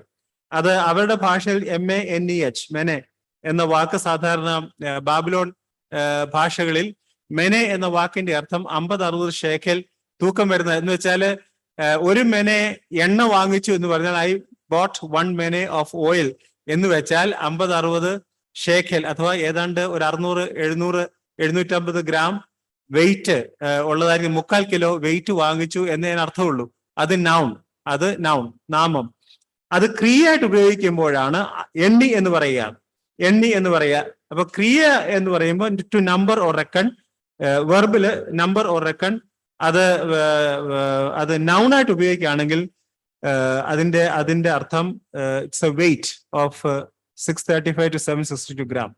തെക്കേൽ എന്ന വാക്കും അതുപോലെ നാമമായി ഉപയോഗിക്കുമ്പോൾ, നൗണായിട്ട് ഉപയോഗിക്കുമ്പോൾ അതിന് 12.7 ഗ്രാംസ് ഓഫ് വെയിറ്റ് എന്ന അർത്ഥം. മറ്റേത് 50-60 ഷേക്കലാണ്, ഇതൊരു ഷേക്കലാണ്, 12.7 ഗ്രാംസ്. അത് വെർബായിട്ട് ഉപയോഗിക്കുകയാണെങ്കിൽ തൂക്കുക, ടു വെയ് എന്നാണ് അതിന്റെ അർത്ഥം. തെക്കേൽ. ഫർസീൻ എന്ന വാക്ക് ബഹുവചനമാണ്, അതിന്റെ ഏകവചനമാണ് പെറസ് എന്ന വാക്ക്. നമ്മൾ 28-ാം വാക്യത്തിൽ കണ്ട് പെറസ് എന്ന വാക്ക്. ഫർസീൻ ഇസ് ദ പ്ലൂറൽ ഓഫ് പെറസ് എന്ന വാക്കിന്റെ അർത്ഥം 25 ഷേക്കൽ എന്ന് വെച്ചാൽ പകുതി, മെനയുടെ പകുതിയാണ് പെറസ്. അത് ക്രിയയായിട്ട് വെർബായിട്ട് ഉപയോഗിച്ചാൽ 2ആയിട്ട് വിഭജിക്കുക എന്നർത്ഥം. 2ആയിട്ട് വിഭജിക്കുക. മെനയുടെ 2ആയിട്ട് വിഭജിക്കുന്നതിൽ ഒരു ഭാഗമാണ് ഫർസീൻ അഥവാ പെറസ് എന്ന് പറയുന്നത്. അപ്പോൾ നമ്മൾ കണ്ടു മെനെ എന്ന് വെച്ചാൽ 50-60 ഷേക്കൽ, അതുപോലെ തന്നെ എന്ന് വെച്ചാൽ ഏതാണ്ട് 3/4 കിലോ. തെക്കൽ എന്ന് വെച്ചാൽ ഒരു ഷേക്കൽ 12.7 ഗ്രാംസ്. പെറസ് എന്ന് വെച്ചാൽ പകുതി മെനെ 25 ഷേക്കൽ, റഫ്ലി 25 ഷേക്കൽ. ഈ വെയിറ്റ് ഒക്കെ ഉണ്ടല്ലോ, ഈ വെയിറ്റുകളൊക്കെ നമ്മൾ പറയുന്ന വെയിറ്റുകളെ കുറിച്ചും വേദപണ്ഡിതാക്കളുടെ മധ്യേ വ്യത്യസ്തമായിരിക്കുന്ന അഭിപ്രായങ്ങൾ ഉണ്ടാകും. കാര്യം നമുക്കറിയാം ഇന്നേക്ക് എത്രയോ വർഷങ്ങൾ മുമ്പ് സംഭവിച്ചൊരു കാര്യമല്ലേ. അന്നത്തെ വെയിങ് സിസ്റ്റത്തെ കുറിച്ചുള്ളതായിരിക്കുന്ന ആൾക്കാരുടെ ആർക്കിയോളജിസ്റ്റ് ഒക്കെ കണ്ടുപിടിച്ചതായിരിക്കുന്ന അല്ലെങ്കിൽ രേഖകളിൽ നിന്ന് കിട്ടുന്ന ചെറിയ ചെറിയ അറിവുകൾ വെച്ച് ഇവര് കണ്ടതാണ്. അപ്പോ 2 പ്രാവശ്യം നമുക്ക് മെനെ എന്ന വാക്ക് കാണാനായിട്ട് കഴിയും. അതിന്റെ അർത്ഥം it is sure and certain എന്നുള്ളതാണ്. അപ്പം ഇവിടെ ദാനിയേൽ പറയുന്നത് മെനെ മെനെ തെക്കേൽ ഉഫർസൈൻ എന്ന് വെച്ചാൽ ദൈവം നിന്റെ രാജ്യത്വം എണ്ണി അതിന് അന്തം വരുത്തിയിരിക്കുന്നു. തെക്കേൽ എന്ന് വെച്ചാൽ തുലാസം നിന്നെ തൂക്കി കുറവുള്ളവനായി കണ്ടിരിക്കുന്നു. പെറസ് എന്ന് വെച്ചാൽ നിന്റെ രാജ്യം വിഭാഗിച്ച് മേദ്യർക്കും പാർസികൾക്കും കൊടുത്തിരിക്കുന്നു. ഞാൻ ഈ എണ്ണി എന്നുള്ള കാര്യത്തെ കുറിച്ച് ഒരു വാക്കൂടെ പറയാൻ കേട്ടോ. എണ്ണി അന്തം വരുത്തിയിരിക്കുന്നല്ലേ. നമ്മൾ 90 സങ്കീർത്തനത്തിൽ ഒരു വാക്യമുണ്ട്. എന്താ വാക്യം? ഞങ്ങളുടെ നാളുകൾ എണ്ണുവാൻ ഞങ്ങളെ ഉപദേശിക്കണം അല്ലേ, നാളുകൾ എണ്ണാൻ. അങ്ങനെ നമ്മൾ എണ്ണിയില്ലെങ്കിൽ ദൈവം എണ്ണുമല്ലേ. ദൈവം എണ്ണിയാൽ എന്താ ഇവിടെ കാണുന്നത് എന്താ? ദൈവം എണ്ണിയാലുള്ളതായിരിക്കുന്ന കോൺസിക്വൻസസ് എന്താ? ദൈവം എണ്ണാൻ തുടങ്ങിയാൽ നമ്മൾ എണ്ണാതെ, നമ്മുടെ ജീവിതത്തെ നമ്മൾ തന്നെ തൂക്കി നോക്കാതെ, നമ്മൾ തന്നെ ശ്രദ്ധിക്കാതെ നമ്മുടെ ജീവിതത്തെ തുടർന്നാൽ ദൈവം എണ്ണും. ദൈവം എണ്ണിയാൽ അതിന്റെ കോൺസിക്വൻസസ് ഭയങ്കരമാണ് എന്നുള്ളത് വാസ്തവത്തിൽ നമുക്ക് മനസ്സിലാക്കാനായിട്ട് സാധിക്കും. നമുക്ക് അത് കാണാനായിട്ട് സാധിക്കും. അത് ഞാൻ ഇവിടെ രേഖപ്പെടുത്തിയിട്ടുണ്ട്. ദൈവം നമ്മൾ ഈ ഭാഗത്തു നിന്ന് നമ്മൾ പ്രത്യേകിച്ച് ഇപ്പോൾ ഓർത്തതാണല്ലോ അല്ലെ, ദൈവം നമ്മെ അളന്നു നോക്കിയാൽ നാം എവിടെയായിരിക്കും? നമ്മുടെ പ്രവർത്തനങ്ങളെ ദൈവം തൂക്കി നോക്കിയാൽ എവിടെയായിരിക്കും? എന്തായിരിക്കും നമ്മുടെ പ്രവർത്തനങ്ങളിൽ നിന്ന് ദൈവത്തിന് കിട്ടുന്നത്? നമുക്ക് വരുമ്പോൾ പറയാൻ കഴിയല്ലേ. നമ്മളൊരു സാക്ഷ്യയോഗം പറഞ്ഞ സാക്ഷ്യയോഗത്തിൽ നമ്മൾ വളരെ വിശദമായിട്ട് തന്നെ നമ്മൾ ചെയ്ത കാര്യങ്ങളൊക്കെ പറയും. പക്ഷേ ദൈവം നമ്മളെ നോക്കുമ്പോൾ അതൊക്കെ ഉണ്ടോ ഇല്ലയോ, ഞാൻ നിങ്ങളെ അറിയുന്നില്ല എന്ന് നമ്മൾ വായിക്കുന്നത് പോലെ ചിലപ്പോൾ അയ്യോ നീ അങ്ങനെ ചെയ്തായിരുന്നോ, ഞാൻ ഓർക്കുന്നില്ലല്ലോ എന്ന് പറയാനുള്ള സാധ്യതയുണ്ട്. കാര്യം അവിടെ രജിസ്റ്റർ ചെയ്യണമെങ്കിൽ നമ്മൾ ശരിക്കും ചെയ്യണം. അല്ലാതെ നമുക്ക് അതിന്റെ ബെനിഫിറ്റ് കിട്ടിപ്പോയാൽ, പിന്നെ നമുക്ക് അതിന്റെ നന്മ കിട്ടിയാൽ, അതിന്റെ മഹത്വം കിട്ടിയാൽ, ദൈവത്തിന് മഹത്വം കിട്ടിയില്ലെങ്കിൽ അവിടെ രജിസ്റ്റർ ചെയ്യുമോ? അവിടുത്തെ രജിസ്റ്റർ കാണത്തില്ല. അവിടുത്തെ രജിസ്റ്ററിൽ അത് ശൂന്യമായിരിക്കും. ആ സമയം ചിലപ്പോൾ എനിക്ക് തോന്നുന്നത് ഈ പുള്ളി ഒന്നും ചെയ്തതായിട്ട് പോലും കാണത്തില്ലായിരിക്കാം. അപ്പോ നമ്മൾ സൂക്ഷിക്കണം കേട്ടോ. നമ്മൾ വാസ്തവത്തിൽ ഈ ഭാഗം വളരെയധികം ശ്രദ്ധിക്കേണ്ടതാണ്. നമ്മുടെ ജീവിതങ്ങളെ നമ്മൾ തന്നെ ക്രമപ്പെടുത്തി വേണം ജീവിക്കാൻ എന്നുള്ളതാണ്. ഇനി 29-ാം വാക്യത്തിൽ ദാനിയേലിന് രാജാവ് വേണ്ടതായി റിവാർഡ്സ് കൊടുക്കുന്നു. 30-ാം വാക്യത്തിൽ നമുക്കറിയാം അവിടെ ആ രാത്രി തന്നെ കൽദയ രാജാവായ ബെൽഷസ്സർ കൊല്ലപ്പെട്ടു. മേദ്യനായ ദാരിയാവേശ് 62 വയസ്സുള്ളവന് രാജ്യത്വം പ്രാപിച്ചു എന്ന് കാണുന്നു. അങ്ങനെ കാൽദിയൻ ഡൈനാസ്റ്റി, കാൽദിയൻ രാജവംശത്തിന് ഒരു അവസാനം, പൂർണ്ണമായ അവസാനം 539 BC-യിൽ ആ ദിവസം, ആ രാത്രിയിൽ സംഭവിക്കുകയാണ്. അങ്ങനെ അവസാനം സംഭവിച്ചു. നമ്മൾ ഈ ഭാഗത്തുനിന്ന് മനസ്സിലാക്കുന്ന വേറൊരു വസ്തുത, എത്ര ശക്തമായ രാഷ്ട്രമായാലും, എത്ര ശക്തമായ രാജ്യങ്ങളായിരുന്നാലും ദൈവമാണ് നിയന്ത്രിക്കുന്നത്. അതിനൊക്കെ ഒരു അവസാനമുണ്ട്. ആത്യന്തികമായി നമ്മൾ നോക്കുന്ന ഏതാ? ഇളകാത്ത ഒരു രാജ്യം, നിത്യമായിരിക്കുന്ന രാജ്യം, നിത്യമായ രാജ്യത്വം. അത് നമ്മുടെ കർത്താവായ യേശു ക്രിസ്തു മാത്രം സ്ഥാപിക്കുന്നതായിരിക്കുന്ന ഇളകാത്തതായ രാജ്യം. അതാണ് വിശ്വാസികളായ നമ്മൾ നോക്കി പാർക്കുന്നത്. യഹൂദനും നോക്കി പാർക്കുന്നത് അത് തന്നെയാ. അങ്ങനത്തെ ഒരു രാജ്യത്തെ ആണ് അവര് നോക്കി പാർക്കുന്നത്. ഈ ലോക സാമ്രാജ്യങ്ങൾ അതെത്ര പോയാലും അത് അവസാനിക്കും കാണുന്നു. ഇനി ഞാൻ വാസ്തവത്തിൽ 6-ാം അധ്യായത്തിൽ വരുമ്പോൾ നമുക്ക് അതിനെക്കുറിച്ച്, ദാരിയാവേശിനെ കുറിച്ച് കൂടുതൽ കാണാനായിട്ട് സാധിക്കും. നമ്മൾ മേദ്യനായ ദാരിയാവേശ് എന്ന് പറയുന്ന രാജാവിനെ വാസ്തവത്തിൽ ദാനിയേൽ പ്രവചനത്തിൽ മാത്രമേ കാണുന്നുള്ളൂ. മറ്റൊരു ദാരിയാവേശ് ഉണ്ട്. ആ ദാരിയാവേശ് അത് മറ്റു പ്രവാചക പുസ്തകങ്ങൾ കാണുന്ന ദാരിയാവേശ് അത് പേർഷ്യൻ രാജാവാണ്. ഇവിടെ പ്രത്യേകിച്ച് ഈ അധ്യായത്തിൽ മേദ്യനായ ദാരിയാവേശ് എന്ന് വളരെ വ്യക്തമായിട്ട് പറഞ്ഞിട്ടുണ്ട്. ആ രാജാവിനെ കുറിച്ച് നമ്മൾ ഈ പുസ്തകത്തിലെ കാണുന്നുള്ളൂ. വാസ്തവത്തിൽ മറ്റ് ഹിസ്റ്റോറിക്കൽ പുസ്തകങ്ങളിലൊന്നും, എന്ന് വെച്ചാൽ മറ്റ് ദൈവത്തിന് വെളിയിൽ പോലും ഈ രാജാവിനെ കുറിച്ച് നമുക്ക്, മേദ്യനായ ദാരിയാവേശിനെ കുറിച്ച് ഒന്നും കാണാനായിട്ട് സാധിക്കുന്നില്ല. നമ്മൾ ഒരു മിനിറ്റ് കൊണ്ട് മാത്രം ഇതിന്റെ ഒരു ഫ്യൂച്ചർ ആസ്പെക്ട് കൂടെ പറഞ്ഞ് ഞാൻ അവസാനിപ്പിക്കാം. വാസ്തവത്തിൽ ബാബിലോൺ ഭരണത്തിന് നാം ഇവിടെ ഒരു അന്ത്യം കാണുക അല്ലേ. 5-ാം അധ്യായത്തോട് ബാബിലോൺ ഭരണം അവസാനിക്കുക, എന്ന് വെച്ചാൽ കൽദയ രാഷ്ട്രം അവസാനിക്കുകയാണ് അല്ലേ. ഈ വാസ്തവത്തിൽ ഈ അന്ത്യം എന്ന് പറയുന്നത് അത് കേവലം ഒരു കൽദയ രാഷ്ട്രം അവസാനിച്ചു എന്നുള്ളത് മാത്രമേ ഉള്ളൂ. ചരിത്രപരമായിരിക്കുന്ന ഒരു അന്ത്യം മാത്രമാണ്. പക്ഷെ ആത്മീകമായി നമ്മൾ നോക്കിയാൽ ബാബിലോണിന് ഒരു അവസാനം ഇതുവരെ ഉണ്ടായിട്ടില്ല. ഇത് എന്നാ അവസാനിക്കുന്നത് എന്ന് ചോദിച്ചാൽ നമുക്കറിയാം, വെളിപ്പാട് പുസ്തകം 18-ാം അധ്യായത്തിൽ അവിടെ ഈ ലോക വ്യവസ്ഥിതി, ഈ ലോകത്തിലുള്ളതായിരിക്കും ഇന്നത്തെ വാണിജ്യം, അതുപോലെ ഇന്നത്തെ ലോക വ്യവസ്ഥിതികളെല്ലാം ചേർത്തിട്ട് 18-ാം അധ്യായത്തിൽ ആ വ്യവസ്ഥിതി വിളിക്കുന്ന പേരെന്താ? ബാബിലോൺ എന്നാ. ബാബിലോൺ എന്നാ വിളിക്കുന്നത്. നമ്മൾ 18-ാം അധ്യായം നോക്കിയാൽ അവിടെ നമുക്കറിയാം മഹദിയാം ബാബിലോണിന്റെ നാശം 18-ാം അധ്യായത്തിൽ കാണാനായിട്ട് സാധിക്കും അല്ലെ? 18-ാം അധ്യായം എടുത്തായിട്ട് ഒരു മിനിറ്റ് മതിയല്ലോ. വെളിപ്പാട് പുസ്തകം 18-ാം അധ്യായം, അവിടെ 18-ാം അധ്യായത്തിന്റെ 2-ാമത്തെ വാക്യം, മഹദി അവൻ ഉറക്കെ വിളിച്ചു പറഞ്ഞു വീണുപോയി, മഹദിയാം ബാബിലോൺ വീണുപോയി എന്ന് പറയുക. നമുക്കറിയാം 17-ാം അധ്യായത്തിൽ വാസ്തവത്തിലുള്ളതായിരിക്കുന്ന ബാബിലോണിന്റെ അവസാനം നമ്മൾ കാണുന്നുണ്ട്. എന്നാൽ 18-ാം അധ്യായം വരുമ്പോൾ വീണ്ടും അവിടെ വേറൊരു ബാബിലോണിനെ കുറിച്ച് പറയുന്നു. ആ ബാബിലോൺ എന്ന് പറയുന്നത് ഈ ലോക വ്യവസ്ഥിതിയാണ്. അവിടെ നമുക്ക് അവിടെ തന്നെ നോക്കിയാൽ വ്യാപാരങ്ങൾ കാണാൻ കഴിയും. അങ്ങനെയുള്ളതായിരിക്കുന്ന ഒരുപാട് കാര്യങ്ങൾ നമുക്ക് ഈ 18-ാം അധ്യായത്തിൽ തന്നെ കാണാനായിട്ട് സാധിക്കും. വെളിപ്പാട് പുസ്തകം 18-ാം അധ്യായത്തിൽ ഇന്ന് ഈ ലോകത്തിൽ നടക്കുന്ന ചരിത്രപരമായി ബാബിലോൺ അവസാനിച്ചെങ്കിലും ബാബേൽ തുടങ്ങി ഇന്ന് നടക്കുന്നതായിരിക്കുന്ന എല്ലാ കാര്യങ്ങളും, ബാബേലില് എന്താ അവർ ചെയ്തത്? ദൈവത്തോട് മറുതലിച്ചു അല്ലെ? ദൈവത്തോട് എതിർത്തു. ദൈവത്തിന്റെ ഹിതത്തിന് വിപരീതമായിട്ട് അവരോട് പറഞ്ഞു നിങ്ങൾ എല്ലായിടത്തും പോയി ഭൂലോകം ഒക്കെയും പോകാൻ പറഞ്ഞു. പക്ഷെ അവരെന്ത് ചെയ്തു?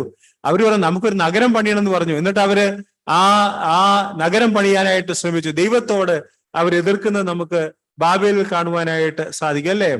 അന്ന് തുടങ്ങിയതാണ് ഈ ഗർവം, അഹങ്കാരം, ദൈവത്തോടുള്ളതായിരിക്കുന്ന മറുതലിപ്പ് എന്നുള്ളതായിരിക്കുന്ന വസ്തുത. ഈ ലോകമയത്വം എന്ന് പറയുന്നത് ബാബിലോണിന്റെ ഒരു ബൈ പ്രോഡക്റ്റ് ആണ്. ഈ ലോകമയത്വം എന്ന് പറയുന്നത് ലോകത്തിലെ ഈ രാഷ്ട്രങ്ങളും രാഷ്ട്ര രീതികളും ഈ വ്യാപാരവും വ്യാപാര വ്യവസ്ഥിതിയും എല്ലാം ബാബിലോണിൻ്റെതായിരിക്കുന്ന ഒരു വ്യവസ്ഥയാണ്. ഇതെല്ലാം ദൈവം അവസാനിപ്പിക്കും. എപ്പോഴാ? നമ്മൾ വെളിപ്പാട് പുസ്തകം 18-ാം അധ്യായത്തിൽ ഇതെല്ലാം ദൈവം അവസാനിപ്പിക്കും. വാസ്തവത്തിൽ നമ്മൾ അന്തിക്രിസ്തുവിനെ കുറിച്ച് പറയുമ്പോൾ അന്തിക്രിസ്തുവിന്റെ 5-6 പ്രത്യേകതകളെ കുറിച്ച് നമ്മൾ 13-ാം അധ്യായത്തിന്റെ ആദ്യത്തെ ഭാഗത്ത് നമ്മൾ 13-ാം അധ്യായത്തിൽ നമ്മൾ കാണുന്നുണ്ട്. ആ ഗവൺമെന്റിന്റെ 5-6 പ്രത്യേകത. അത് നമ്മൾ 1-2 ക്ലാസ്സിൽ നമ്മൾ പഠിച്ചതാണ് ഇതിനു മുമ്പ്. 5-6 അവരുടെ പ്രത്യേകതകൾ അതൊക്കെ വാസ്തവത്തിൽ ലോകമയത്വമാണ്. അതിനെല്ലാം ഒരു അന്തം വരുവാനായിട്ട് പോകുന്നു എന്നുള്ളതാണ്. ഇന്ന് നമുക്ക് ഈ ഭാഗം ഇവിടെ അവസാനിപ്പിക്കാം. ദൈവം നമ്മെ സഹായിക്കട്ടെ. ഈ ഭാഗത്തു നമുക്ക് ലഭിച്ചതായിരിക്കുന്ന ആത്മീക സത്യങ്ങൾ നമുക്ക് മനസ്സിലാക്കി നമ്മുടെ ജീവിതങ്ങളെ ക്രമീകരിച്ച് ജീവിക്കുവാൻ ദൈവം നമ്മെ സഹായിക്കട്ടെ. ദൈവത്തിന്റെ വിലയേറിയ നാമം വാഴ്ത്തപ്പെടുമാറാകട്ടെ.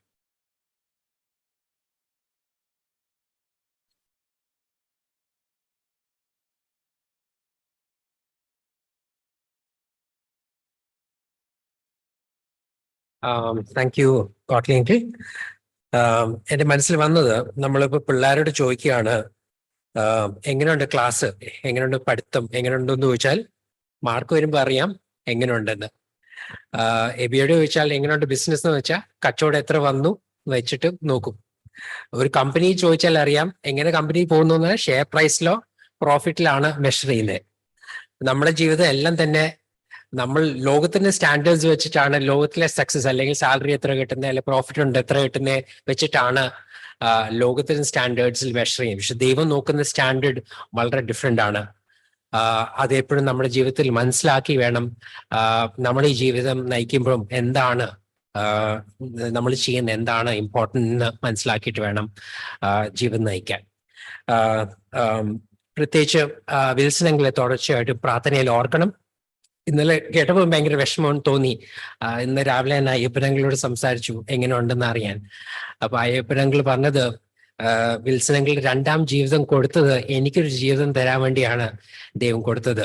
അപ്പൊ ആ വിൽസനങ്ങളുടെ ജീവിതവും വിൽസനങ്ങളുടെ ടെസ്റ്റിമണി നമുക്ക് എല്ലാവർക്കും ഒരു എൻകറേജ്മെന്റ് ആണ്. നമുക്ക് ഒരുമിച്ച് മുട്ടിപ്പായി പ്രാർത്ഥിക്കാൻ കിട്ടുന്ന അവസരമാണ്. ദയവായിട്ട് വിൽസനങ്ങളെ തുടർച്ചയായിട്ട് പ്രാർത്ഥനയെ നമുക്ക് ഓർക്കാം. പ്രത്യേകിച്ച് ഈ സൺഡേ ഈവനിങ് നമുക്ക് ഔട്ട്റീച്ച് ഉണ്ടായിരിക്കുന്നതാണ് സംസ്കാര ജംഗ്ഷനിൽ 4 മണിക്ക്. അതുകൊണ്ട് എല്ലാവരും ഈ സൺഡേ അതിനെപ്പറ്റി ഓർത്ത് പ്രാർത്ഥിക്കണം. ഇനി തുടർച്ചയായിട്ട് എല്ലാ മാസവും ഉണ്ടായിരിക്കുന്നത് അറിയിച്ചിട്ടുണ്ട്. അതും നമുക്ക് ഓർത്ത് പ്രാർത്ഥിക്കാം. ഈ വിഷയങ്ങളെല്ലാം ഓർത്ത് ഈ ബേബി വന്ന് പ്രാർത്ഥിക്കുന്നതായിരിക്കും.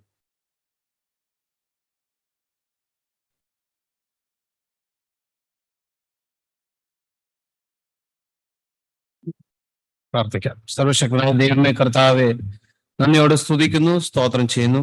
അനുഗ്രഹിക്കപ്പെട്ട സമയത്തിനായ സ്തോത്രം. അവിടുത്തെ വചനത്തിന് മുമ്പാകെ കർത്താവെ